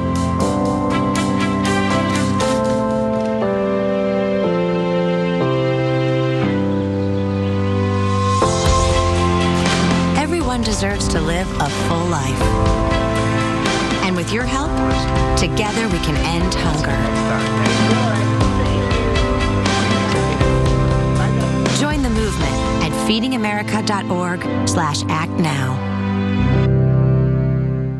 First Alert Weather alerts you first, days before the storm, helps you plan with Atlanta's most accurate forecast, 10 years in a row, and updates you before it matters. When we know, you know. Atlanta's only locally owned news and weather team is Atlanta News First. Our weather team was built here to handle Georgia weather. Our agenda is your safety, signs of rotation here, your plans. We're going to see rounds of storms, your peace of mind. At Atlanta News First, our agenda is you. Atlanta News First Books to Kids. Brought to you by these sponsors. Any chemicals. Oh my gosh, look at this. It has actually pulled the cat hair off. It blasts everything right out of my grout. Better than anything I've ever used. It's beautiful. Oh my gosh. So easy to just change from the floor to the top of the stove. It gets the grime and the dirt and the grease off immediately. It's lightweight. It's effortless. Look at all that steam. Is that crazy? It's incredibly effective at killing germs, bacteria, viruses. I don't have to worry about harsh chemicals around my baby. And it doesn't leave toxic residues. I can make sure my entire home is safe. The X5 is a game changer. It's a game changer in home cleaning. With over 13 million satisfied users worldwide, now it's time for you to meet the H2O X5 steam cleaning system. Your next generation of total home steam cleaning care. It's the easy-to-use, super lightweight, maneuverable, and transformable, powerful, green, clean steaming machine. A total of 5 steamers in one. And stay tuned to find out how you can get a bonus 6th steaming special feature included absolutely free. Now, here to tell you more is your home cleaning expert, Anthony the Sanitary Sullivan. Hi, I'm Anthony Sullivan, and today I'm going to be talking about cleaning with steam. And if you've ever thought about owning a steam cleaning machine, the new X5 takes steam cleaning to a whole new level on every level. Firstly, at the push of a button, it'll turn ordinary tap water into steam in less than 30 seconds. You'll be cleaning at 230 degrees. It'll even kill up to 99% of Salmonella and E. coli without using chemicals. But the X5 is more than just a mop. First, it's a multi-surface floor steamer. Second, it's a carpet steamer. Third, it's a handheld steamer. Fourth, it's a window, glass, and mirror steamer. And fifth, it's a great garment and upholstery steamer. Now, the X5 uses ordinary tap water. You can use hot water or you can use cold water. There's no pressure. It heats up in less than 30 seconds, and you can adjust the steam, and even when it's full, it weighs less than 5 pounds. It's easy to use, and it's lightweight. And remember, when you clean with steam, you sanitize, you deodorize, and you clean all at the same time. The steam will break down the dirt, and when you combine the dirt-trapping power of microfiber, you've got double trouble for all your floors. In your kitchen or your bathroom, the steam will break down the dirt, the grease, and the grime, and the microfiber will trap it in there. Clean with the power of steam. At 230 degrees, it's chemical-free. Think of the money you'll save because you're only cleaning water. And if you have pets and children, safe. Now for marble floors or stone floors, turn to the power of steam with the X5. The steam will loosen the dirt, the grease, and the grime. It'll clean and polish all at the same time. And this floor will dry in less than 60 seconds with a streak-free shine. Now on laminate floors, Pergo floors, you can always depend on the power of steam. Watch it cut through the stain, dirt, grease, muddy footprints, grime. I'm not cleaning with chemicals. I'm cleaning with only water. Get off your hands and knees and clean with steam at 230 degrees. Now, I've been using this on maximum setting. All I'm going to do now is use the adjustable steam control and turn it down to a lower setting, and we're going to go to work on this wood floor. It cleans and it polishes, leaving a streak-free shine and no chemicals. Whether you've got scuff marks or just dirt and dust, you can use steam all day long. But I've saved the best till last, tile. If you're looking for a streak-free shine, you can depend on the power of steam and the power of microfiber to trap the dirt. It cleans stains and it polishes all at the same time. And it'll even kill up to 99% of Salmonella and E. coli. When you clean with the power of steam, you clean, you sanitize, and you deodorize using just the power of steam. My X5 is not only great for my hard floors, but it's excellent on my carpet. I'm able to deodorize and sanitize them and refresh them. So easy. Now, you've just seen me clean all these hard surfaces using the X5, but it's also an amazing carpet steamer, and it comes with a glider for using on carpet. Then wait till you see how the X5 works. I'm actually going to draw on this carpet using this wax pencil. This could be dirt, could be grease, grime, or muddy footprints.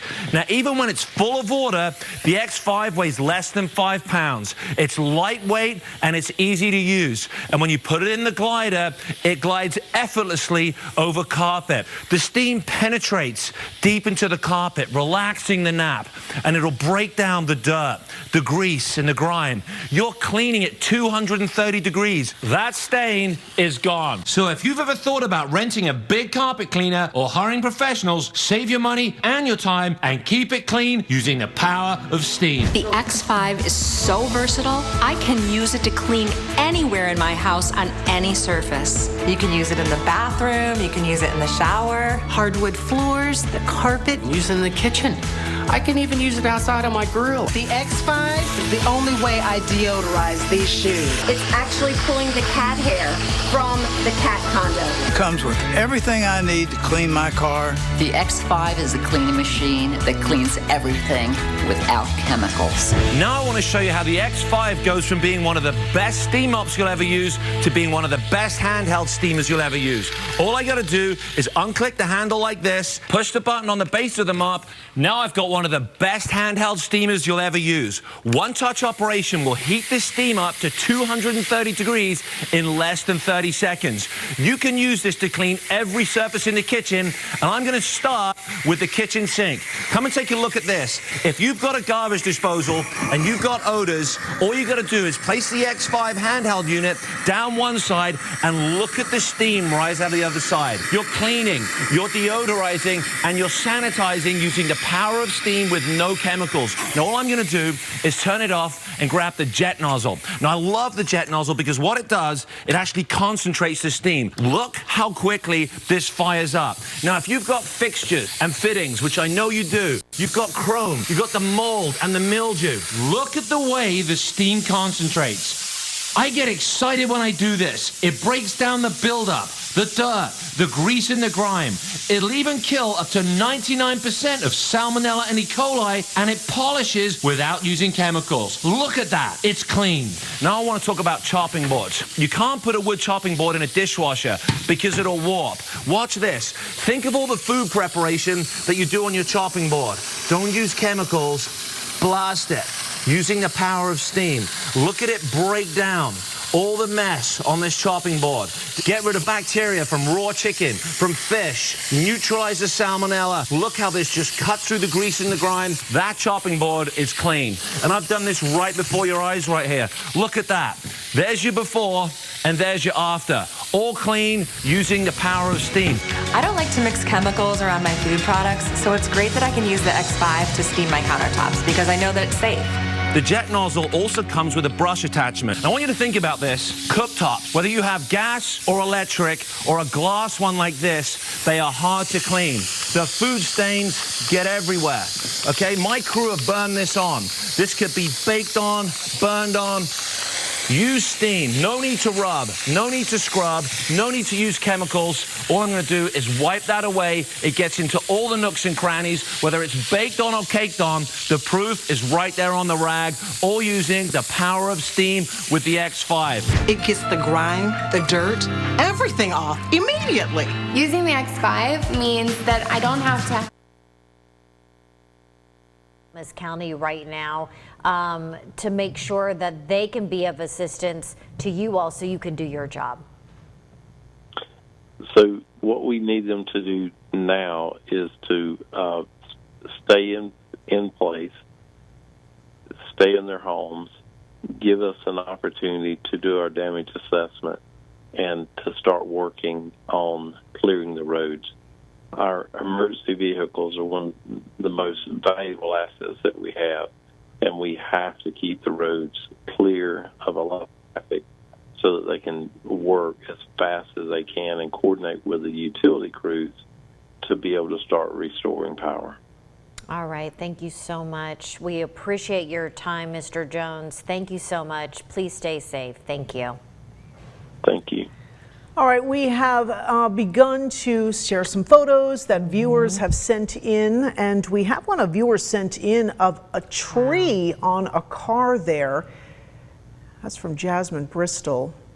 I'm not sure exactly where that happened, but certainly some strong winds there crushing the top of that car, it looks like. And you are starting to see some of these photos trickle in of, you know, trees on cars. There was one I saw on, you know, Living Tallahassee Facebook page of one on an apartment complex. This is flooding. Where is this guy? Oh, this is... Those are floodwaters. Okay, this is out of the Hudson area in Southwest Florida. This looks like it's from a ring camera where you can see, you're like, oh, there's someone's front door. And then you go, oh, wait, there's a river rushing out in front of it. That shouldn't be there. So again, the floodwater is extremely high there. All right, here's Steinhatchee and those extreme winds there. Really just whipping. Absolutely. This is from our own area. This is where the same area where Idalia came through about 13 months ago. We know they have worked so hard, the people in Steinhatchee, to repair that area, and we know there might be more substantial damage there, and so our hearts just go out to them. And much like Taylor County, you know, Perry area, Steinhatchee, really tough people, and they'll recover.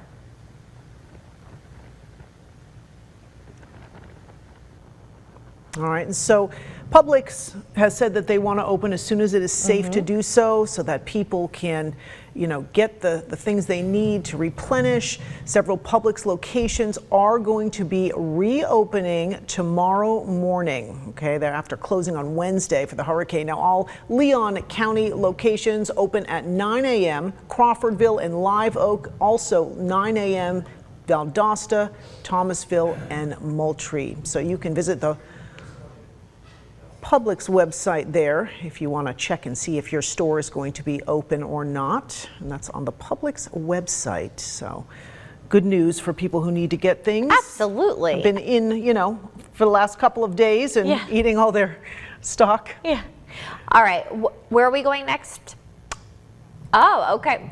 All right, well, if you still don't have power or in the coming days and you know your friends, if you have power and you're still watching us, but you know your friends don't have power, tell them to download the WCTV News app. If they haven't already, they can just scan that QR code or go to their phone's app store and download it for free. That way, we'll continue to be streaming our newscast in the days to come to make sure that we get information out about where you can get hot meals. I'm sure, you know, where you can wash your clothes or take a hot shower and that sort of thing. So download the WCTV News app. You'll have that. You'll also have our WCTV Facebook page. The great thing about a lot of these telecompanies like Comcast, Verizon, etc., they have opened up hotspots. Comcast has opened up several Wi-Fi hotspots. You see all the counties there listed on your screen. This is going to help people stay connected after the storm. And again, here's more hotspots. Basically, our entire viewing area has Xfinity hotspots open. And Verizon, too, has actually said it's going to waive cell phone data usage now through October 5th for all of the Big Bend and most of South Georgia. That's a really great thing because we know so many people who have lost power. The phones, that's going to be the way they're going to communicate and find out information over the next couple days and weeks. Hey, if you have to contact your insurance company, if you have to, I mean, everyone needs to be connected right now. Well, and I feel like a lot of insurance companies too, you have that app. So you do everything through the app. Absolutely. So you need your phone to do that. So again, they'll be waiving those cell phone data fees. Okay, we're going to take a look. Okay, this is a tipped tower in Lowndes County. We said it was a radio tower, didn't we, of some sort?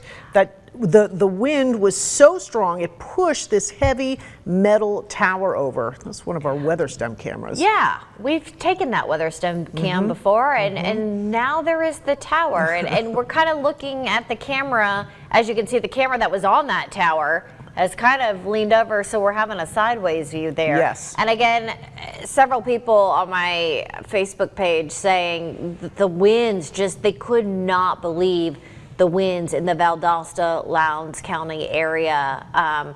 They were just howling, they said. I can't even imagine, because I opened the door here.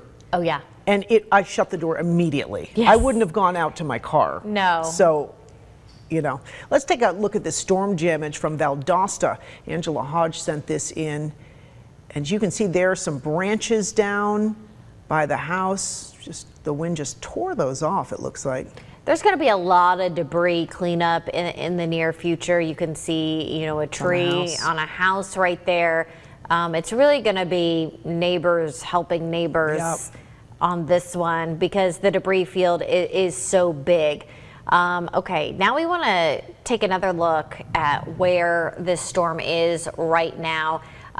Let's bring in Chief Meteorologist Mike McCall. Mike, okay, I want to paint the picture for people real quick, because I was telling you this and I can't get over this. There was a meteorologist in Indiana saying basically the entire state, my home state of Indiana, could fit inside the storm of Helene and would be feeling the tropical force winds from the top of the state to the bottom of the state, and that they would be getting like 40 to 60 mile per hour winds from Helene in Indiana tomorrow, or today, Friday.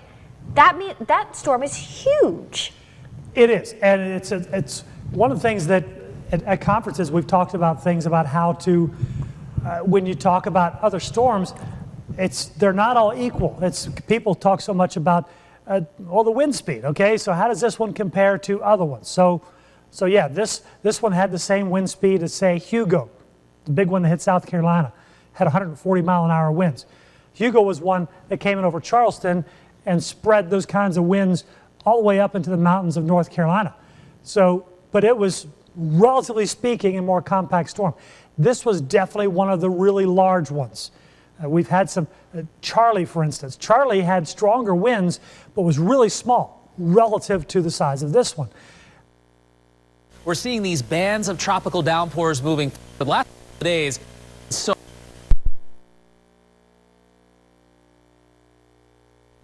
many flash flooded, flood warnings now, and this is only going to continue. Brad and I are going to be here through our morning newscast and through sunrise this morning and beyond as we track this system in Helene moving North Georgia. So heavy downpours across metro Atlanta. Embedded within this, some strong wind gusts, but the wind's still a couple of hours away here in North Georgia. Gwinnett County through DeKalb County, down through Atlanta, going through South Fulton County. Heavy, heavy rain coming down with these tropical bands moving around Helene. Those bands extend down to the south through Coweta County and Troup and Meriwether counties. Also heavy rain through Athens and Monroe and Watkinsville and getting down toward Covington. And as we go a little farther to the south, here are the real outer edges of the, closer to the core of Helene. These are moving into middle Georgia now, and as this gets closer to us in the next couple of hours, our wind is really going to start to pick up. Now, let's check in on our wind speeds. These are really starting to increase, especially from Atlanta east. These are our wind gusts right now to about 30 in Atlanta, 30 or so in Athens, and gusting to 31 in Gainesville. These are going to come up markedly over the next couple of hours. In fact, by 4, by 5, by 6 o'clock in the morning, as the center of Helene, weakening from a hurricane to a strong tropical storm, passes across East Georgia. Wind gusts from Atlanta east, 50, 60, even 70 miles per hour or better across our far eastern counties. That is going to have the potential to bring down hundreds, if not thousands of trees over parts of North Georgia and cause significant power outages. That's why right now, you still have time to charge those devices. Make sure you have a way to get weather warnings. Of course, we're going to stream for you live on our WSB TV news app in the event that you lose power. We're not going away. We're going to be with you to guide you every step of the way as Helene moves through. Still strong gusty wind at 7 o'clock in the morning, and then those wind speeds are going to start to ease off as we head through your Friday afternoon. So over the next half hour, we're going to be working with Brad on our updated forecast. I'll bring you another update on Helene's progress through North Georgia. And what we can expect over the next few hours. That's coming up in just about a half an hour. For now, back to regular program. About it a lot. Should I get bangs? Should I not get bangs? Do I want all of this? Go back 12 hours ago, so 2:30 p.m. There's some gusts, 20 to 25 down toward the coast. You move ahead toward 6 o'clock. We're starting to see some gusts over 30 down toward the coast. The center was still well offshore, so no biggie at all. Then we started to see 8 o'clock. Now we're getting those gusts 40 to 45. So that's the first real appearance of tropical storm force gusts. And then it starts to go downhill quickly. You get to 10 o'clock. Now we're seeing those gusts from Perry to Live Oak. Excuse me, my voice is getting done. We started seeing those 50-plus mile-per-hour gusts. And then it really came ashore. Now that's when we saw that gust to 99 in Perry. So 11:10 is when it made landfall officially between Deacle Beach and the mouth of the Osceola River at the Gulf of Mexico. And that's 5 minutes later is when the 99 was reported in Perry. Continue on. Now we're seeing the gust to 67 in Tallahassee just after midnight. Still seeing gusts to 62 in Perry, seeing 62 in Valdosta. Now these were at the official reporting stations. We know there are lots of places in between that probably saw some winds that were higher than that. Then that jump, so I guess maybe they're catching up here, but had that gust to 76, 75 in Perry. You get to 2 a.m., yeah, so now we're seeing gusts 40 to 48 miles per hour, and we're talking about how much better it is. It is still really windy out there. You don't want to be driving a high-profile vehicle if it's blowing 45 to 50 miles per hour. So while it is a lot better than it was, it's still kind of nasty outside. So then we get to the most recent gusts, and this is what we have as of 2:33. Yeah, still seeing a gust of 48 Thomasville, 41 in Tallahassee, still 41 in Perry, 43 in Moultrie.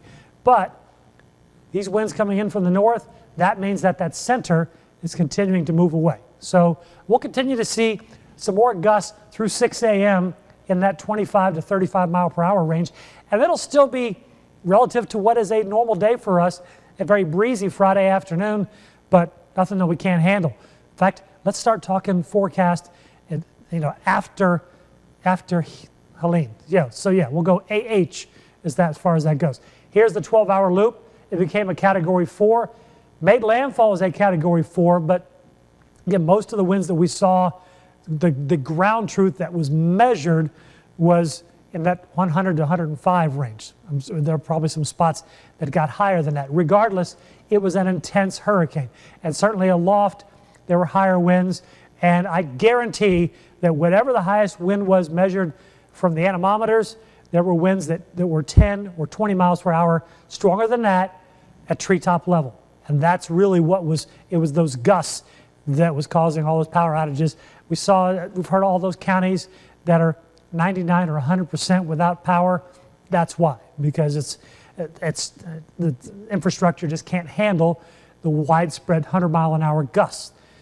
As far as what happened with the leftovers from this, a couple little bands of some moderate showers coming through Moultrie, another little thin band coming through Quincy and Tallahassee. That's why we're still getting some gusts at 40 to 45 miles per hour. Watch it kind of develop right there. So even though the center is out of our viewing area now and still departing, it's big and it's still got a lot of spin to it. It's just that we're on the right side of this where it's getting weaker. So we'll still have some very wet roads and going to have all kinds of debris on the road. So just don't go out driving yet. Don't do it. While the center is gone, we have a few bands of these heavier showers. The heaviest going through Colquitt County, approaching Moultrie. And this will likely hold together and get toward Adel and Nashville, but not expecting anything severe. But there could still be some gusts that go in that 40 to 50 mile per hour range, which again, on a normal day is really windy and you wouldn't want to go out. So just keep that in mind. Center keeps moving, the rain keeps moving, our conditions keep getting better. So just to recap all of this, it is departing. The rainfall amounts over the last 2 days, the pre-Helene stuff was big over the western parts of the Big Bend. Well, from Quincy to Fort Braden to the western parts of Wakulla County, Apalachicola National Forest, down to Apalachicola, 10 inches or more of rainfall. And then still, within the last 3 hours, we've had some spots that have picked up 3 or 4 inches of rain. But we're not going to see those kinds of big totals left over anymore. There's the current radar. There's the loop again showing the other stuff departing, and still some areas of moderate showers. And while that continues to depart, what does that mean for the forecast? The wider view of the forecast, here's what happens tomorrow. The air really dries out in a big hurry in the upper levels. There's still some low-level moisture, but I'd say 10% chance of rain, maybe a 20% chance for a couple of showers, a 10% for the weekend. So basically, we're looking at a dry weekend ahead, still kind of hot for the afternoons. Haven't really talked about these kinds of forecasts, but look at what the highs are expected for Saturday and Sunday, and we're talking upper 80s to around 90, but those morning lows, they're getting better. Might even have some mid-60s. So we're over the hump. We're definitely past the worst of it. The cleanup's going to take a long time. A lot of folks are going to be without power for days. Seeding starting to happen, and we're also seeing that here just a little bit. So to show you that receding, Mark, I mean, we have all this bark right here that's floated up, someone's shoe in the bark, but we have this sidewalk right there. I'd say about 45 minutes ago or so, the water was actually on top of that sidewalk. It was about maybe 2 inches or so. So just to give you an idea, this little sign right there that's knocked over, that was covered in water. So that's good news that the water is finally starting to go down. But just look at how much we are seeing. This is an entire block. We have the Hillsborough River that is just down the street, crossing underneath that overpass that we can see off in the distance. Now, I want to show you guys some video of this same scene, but this was a couple of hours ago, and showing some of the scenarios that people caught themselves in. You can see there was a red truck stuck in the water, and there was actually 2 cars really ending up trying to make their way through this water, the drivers having to push their cars through, and eventually they got towed out. So it's been a pretty hectic situation for folks. I want to also show you where we were earlier today on Bayshore Boulevard. That's on the other side of this river. That area, I mean, it was flooded for blocks and blocks and blocks, and the police also blocking it off so people wouldn't drive into it. But what they couldn't really stop were the people getting into the water, some actually swimming around. We met 2 guys that were out there earlier today just getting their thoughts on the impact from this storm as it was still daylight. Take a listen to what they said. Oh, it's crazy. I've never seen it this bad. I don't know, I've just been walking around and it's gotten worse. Earlier I was walking during the day down here and it wasn't as bad. And now it's just completely flooded. Well, for me, this is the worst. Originally, I'm from California, moved to South Carolina, and coming here, seeing this, I'm used to fires, not water. So this is totally different. Yeah. Right. All right, and just to give you guys some perspective of how people have really thought about this storm, some folks, they were preparing, doing the necessary things, but also thinking, oh, we'll be okay. Just, you know, in the past, things have kind of gone around us. Haley, I know you're talking about the bubble situation. I lived in Shreveport, Louisiana. They also had the Barksdale bubble, I believe. They thought the weather went around the spot. But in this case, this was record-breaking storm surge. And so this time we were not missed. You can't get past this if you were trying to get home across this bridge, unfortunately. And it's not just the flooding. We had some pretty strong wind gusts. So there's a lot of palm fronds like this right here that you can see. That's, you know, this was obviously a dead one, but there's a lot of that around town. And then you have the power outages. I can't tell if there are any in this immediate area. I mean, you can see the street lights are on and the bridge, but there are just over 92,000 power outages just in Hillsborough County and 1.2 million across the state. So, I mean, a lot of people in the dark tonight going into tomorrow, unfortunately. Back to you. Brandy, have you seen any response efforts going on? I know it's really late, but are bucket trucks maybe trying to come out? Are you seeing people trying to remove some of the debris just in light of folks waking up tomorrow? And I'm also curious, yesterday you were showing, I believe it was a hospital, and they had these like aqua fences, I think is what it was called. Yeah. Not sure if you know how they fared in something like this. I thought it was a really interesting thing that that hospital ended up deploying. Yeah, well, starting off with the hospital, they posted to X about an hour or two ago that their fence is actually held up. It's a pretty cool video because you can see the water on one side of the fence and there's a man standing on the other side just kind of testing it out, I guess. And it so far, it sounds like it's been working for them, and it has in the past. When it comes to the response, well, right next to us, you can see there's a police vehicle. So they're at least making sure people are not getting into this water. They haven't let anyone drive into it. And even if we were to look down the road, you can see there are more police cars stopping anyone from coming into this area. But as far as rescues go, we haven't heard of any reports, but I have seen people posting to X that there's water in some of their homes. So there may be that scenario going on that we just haven't seen reported just yet. So we'll have to wait for that to, I guess, come to light. But I would imagine that there may be a needed response. There are high water vehicles out and around because we did see them earlier, and that was about 4 or 5 hours ago at this point. So it's just a matter of getting that information from the police department here. Well, Brandy, thanks for staying out there in the dangerous conditions and bringing us the live reports as it's been happening tonight. We'll be checking back in with you. Thanks for sticking up with us. Of course. Well, here's how things look out in Atlanta. This is a live picture. Hard to tell exactly going on with the camera. I can only imagine rain is starting to come down, especially in South Georgia. Atlanta still has the worst of it yet to come later on into the early morning hours.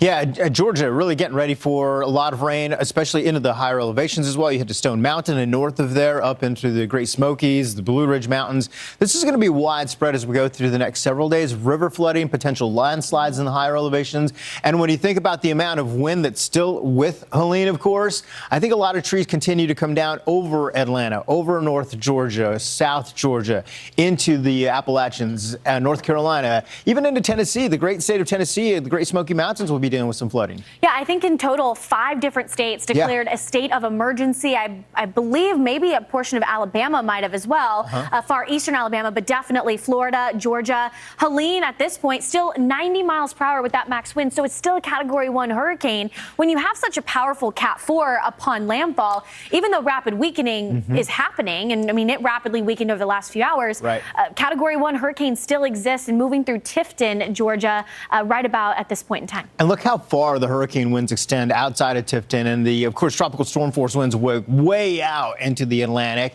And that onshore push is still moving through behind it. The storm to the north, remember that counterclockwise rotation? You still see that onshore push into Tampa. Tampa gusting up to 32 miles per hour there. We also have some of the buoys at 40, all the way to Lake City. The entire state being affected by this. And you go down to the South, Key West, since yesterday, 50, 55 mile per hour gusts continues to be the story today. You can see why we have widespread power outages, and this is just one spot. And it's even to the not only the Big Bend region, but out on the eastern seaboard of Florida as well. Not necessarily as big in terms of the power outages, but starting to see some of those numbers trickle up. The hurricane winds still continue even as far north through Macon. By Atlanta, the hurricane gusts are going to be the story. We've already seen, I believe, 86 miles per hour on that top wind gust. And how about the timing, right? Yeah. I mean, you're feeling it now, but you're really going to feel it close to 8 o'clock. So it's best to work from home, stay home today. If things are closed, that's probably good for you. We'll see the forecast track continue going up into the north, strong winds with it and a whole lot of rain. Eventually we'll interact with another area of low pressure and drop even more rain over portions of the Tennessee Valley. Yep, so wind, rain, tornadoes, another threat that we'll be tracking throughout the rest of today. Far from over with our coverage with Helene. Well, here's the picture from Valdosta, Georgia. Took on the eastern eye wall of a weakened Helene, but still very powerful. Fox Weather is your Hurricane HQ, and we are tracking this catastrophic storm all night long.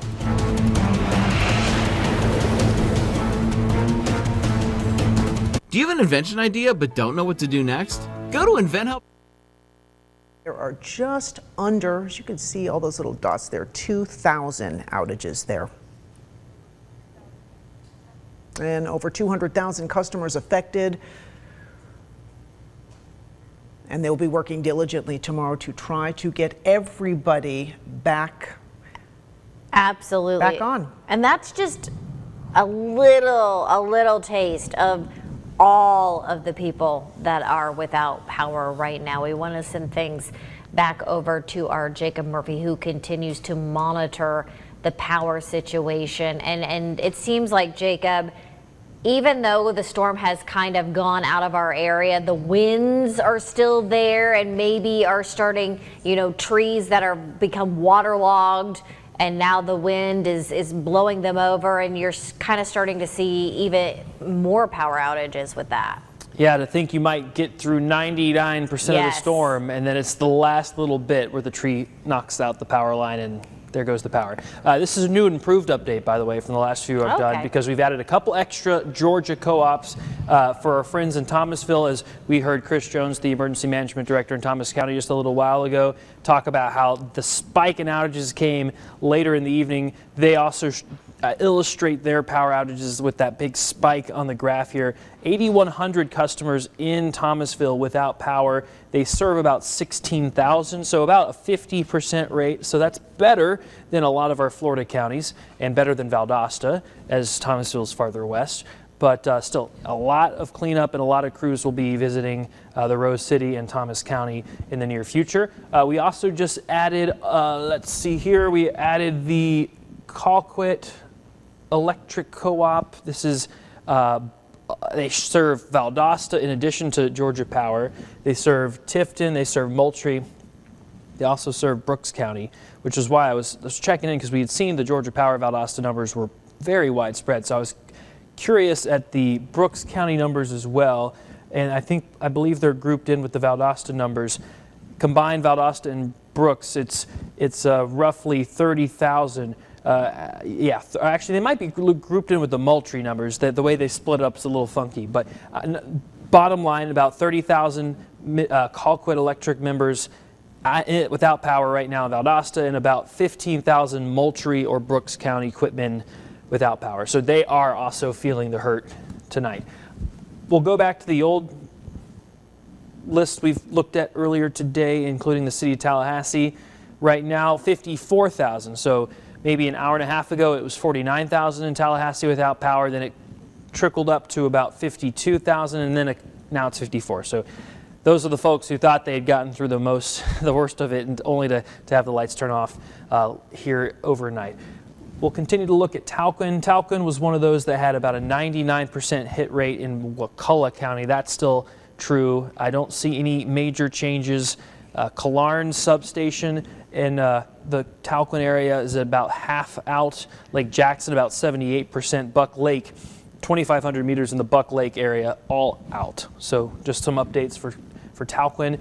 We'll double check Duke Energy. Duke Energy seeing widespread outages, especially in South Florida and in the Tampa area. 234,000 out in the Tampa area with Duke Energy, about 100,000 when you just travel to Ocala. And then in Orlando, we're seeing outages.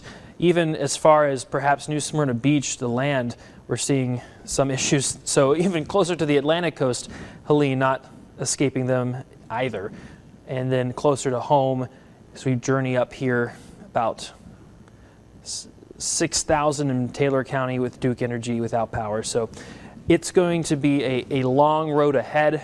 Last year with Idalia, I was in Monticello as Duke Energy used some staging sites in Monticello to bring in a lot of power crews. That allowed them to quickly access Perry and Madison and Monticello and other places. So they could take that strategy again this time around.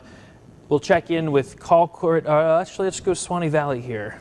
I see Swanee Valley was already 100% hours ago, so I would suspect it's still 100%, and that is basically the case. They serve 20,083 customers, and 20,074 of them are out. So 9 customers are still with power in Swanee Valley Electrics.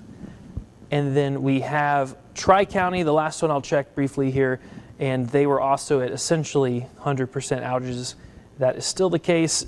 Lafayette, Hamilton, Swanee, Columbia, 99% or 100% without power. And these are rural co-ops. They use a lot of mutual aid when these sorts of situations happen. They have a lot of agreements in place. They have a little bit in the last couple of minutes, but this wind is still an issue tonight. I will tell you, in the last 20 minutes since our last live shot, I should say, we did lose power in this hotel. You can see that the area behind us is still a lot darker right now. So hotel without power. We haven't had any lights on or any power in about the last 20 minutes here.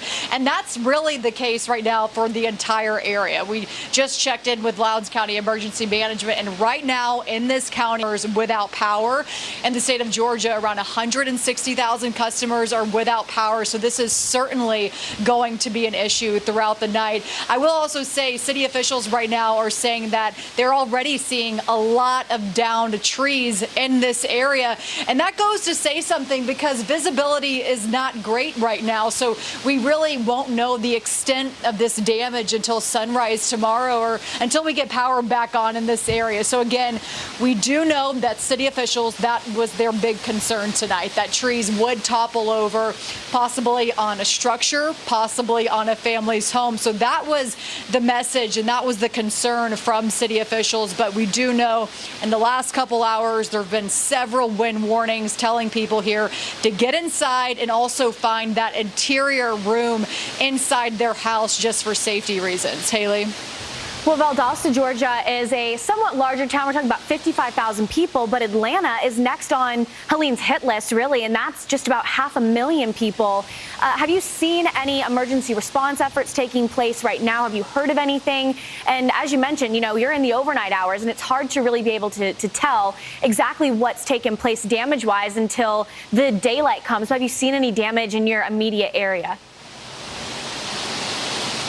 Well, Haley, that's something we're definitely going to keep an eye on here in the next couple hours and really throughout the night. But we do know there are several areas right now in Georgia under a tornado watch, and many other areas underneath a wind advisory as well. So we do expect, again, that conditions are going to get worse. Conditions are going to keep moving north overnight. But again, that message to a lot of people is to not take this storm lightly and to really emphasize safety in this situation. Haley? Yeah, I think that's a really great point, too. I feel like in the precursor of this event, everybody's focused on Florida, but Atlanta, Valdosta, and into the Carolinas are certainly going to be feeling some massive effects. You went through it in terms of the outer eye wall. I mean, heavy rain, winds. It looks a little better, but again, I hesitate to even say a little bit because it still is not a nasty night for you out there. But Caroline Elliott, thanks for joining us tonight and sticking up late with us to cover your end of this storm. We've got more video coming out of Lamont, Florida. This is live. This is what's going on down across Florida's panhandle. This is just towards the east of Tallahassee. We keep coming back to this. We've seen quite a bit of debris on the road, just vegetative debris, but enough to stop quite a few cars. Yeah, take a look at it. You're driving, that are driving out there, debris down on the road. The rain's still coming down. I think a lot of these trees have lost a lot of their either limbs or portions of it. I worry when you think about this because we talked about the crops also. With all of the winds, we've got the cotton almost in harvest in portions of Georgia. Peanuts are big as well. Hey, what we've got going on, by the way, are the flooding concerns over for the rivers. The rivers are going to be rising. And not only that, but it's going to take some time for the rivers to come back down. Yeah, we've got multiple inland locations set to experience some major and moderate flooding. In addition to the storm surge, we're still tracking out across the Florida Peninsula. We'll be right back. Stay tuned to get this ultra nonstick bakeware set and these razor-sharp chef's knives free from Granite Stone. Has your old set of pans lost their slick? Does everything... Overnight hours, notice that drier air, it continues to filter in behind Hurricane Helene. And as most of us wake up and walk out the door, we are tracking more mainly dry conditions. But we could still see a few of those spotty showers, a few of those sprinkles as well. But in terms of the widespread nature, that begins to fade away as you wake up on Friday. But again, maybe a little bit breezy out there. Notice those winds out of the west from the Panhandle pushing across the Big Bend into South Georgia. So a few more of those breezy winds. They're likely into the overnight hours, also throughout the day on Friday, all thanks to that strong pressure gradient. But again, we are waiting for that drier air that will finally arrive to go into early parts of your Friday. Now, those rainfall totals, these are radar estimates, so don't take these numbers to the bank, but the radar estimating possibly up to 7, 8, 9 inches of rain in the orange color from Liberty County, moving into Gulf County, also into Franklin County. Now for the purple color, for most of us, this is the radar estimating upwards of 3, possibly 4 inches of rain across most of the Big Bend and South Georgia. So again, we've had heavy rainfall issues, not only today, but also for parts of Wednesday as well. I guess I should say Wednesday, Thursday, and for parts of Friday at this point. That's why we have a flood watch in place for the entire region, and that will last until Friday morning. But again, the bulk of the rain beginning to move out, still watching out for a few more of those leftover showers, also those breezy winds. So just be sure that you kind of stay indoors, stay off the road, and if you have to be on the road, just remember to turn around, don't drown. You never want to go through flood water. Abby and Ava, back to you guys. Again, such a good reminder, Cam, because it's so easy to think, oh, I can just drive through the floodwaters. You could, but you do not know how deep it is. You do not know how fast that water is moving, and rushing water can move a car, and so it's not worth it. So just turn around and go a different way. Just a small amount of water can move a car. Yes. Well, life-threatening storm surge, destructive winds, flooding rains are concerns for many with, of course, the landfall of the hurricane. Trees, of course, they tend to topple over in those conditions. Now, Fielder Tree Service is sharing a few tips on what you can do immediately after the storm. If a tree falls on or near your yard or on your home, you can call a tree company and get some bids. Now, the sooner you can call in with a tree removal service, the better your chances of being served quicker. Now, take photos of the damage for your insurance, and the tree service will remove the tree from your home and connect you with someone for tarping purposes if necessary. Certified arborist Mike Cross says it's important to be situationally aware in the immediate aftermath. The aftermath is dangerous. You know, trees are not always done falling in the immediate aftermath of a storm. There's going to be leftover issues, a lot of uprooting, partially uprooted, hanging branches. Don't let the kids outside and wait till the sun comes up. And Cross does not recommend climbing the trees or cutting off the branches yourself, but to contact professionals. Fielders has 14 crews and 7 cranes on standby for immediate boots on the ground once things are safe to do. And you know, I actually had a tree removed quite recently, and I definitely recommend getting, if you can, 3 estimates, because they were quite different. Okay, that's good news. And also, too, chainsaws. There are a lot of people who hurt themselves with chainsaws after storms because they think they can use them. But if this is your first time ever using a chainsaw, maybe have someone else do it who's a little more experienced. We just, again, don't want you to get hurt. We know people are like, I want to get out there and do it and get things out of the way, but make sure you're just doing so safely. That's right. Now, Florida Highway Patrol, they are reporting quite a few crashes on the roads. And again, just reminding people that, you know, to try to stay off the roadways, they really need to be assessed, and there's a lot of debris. Every county is reporting debris on those roadways. So we definitely want to make sure that we're very careful. So you see right there on that map. Unless it is an emergency situation, don't do it, people. Just do not do it. Do not go out on the roads. There will be time that you can look at different things if you need to, but unless it is an emergency, stay in your home. Let the first responders do what they need to do and help the people that really are in crisis right now. That is how you can be of service to others right now. Absolutely. All right, let's take a look at what Pasco County looks like right now. Now, about 40, look at that flooding. About 40 people have been rescued from rising waters during the hurricane, and that's according to the Pasco County Sheriff's Office. That is just incredible. Yeah. And again, you're seeing these images of just the water, and you know, we're seeing Pasco County and in Tampa area, and just the flooding is just incredible. 40 people rescued. That's a lot of people. All right, we're going to take a look at the Tallahassee outage map there. There are 54,000 people right now without power in Tallahassee. Yeah, and that stayed pretty steady for a bit. So that's the good news right now. I've checked it a couple times and it hasn't really moved in a little bit. So it's a lot, but let's hope it just kind of stays there. I agree.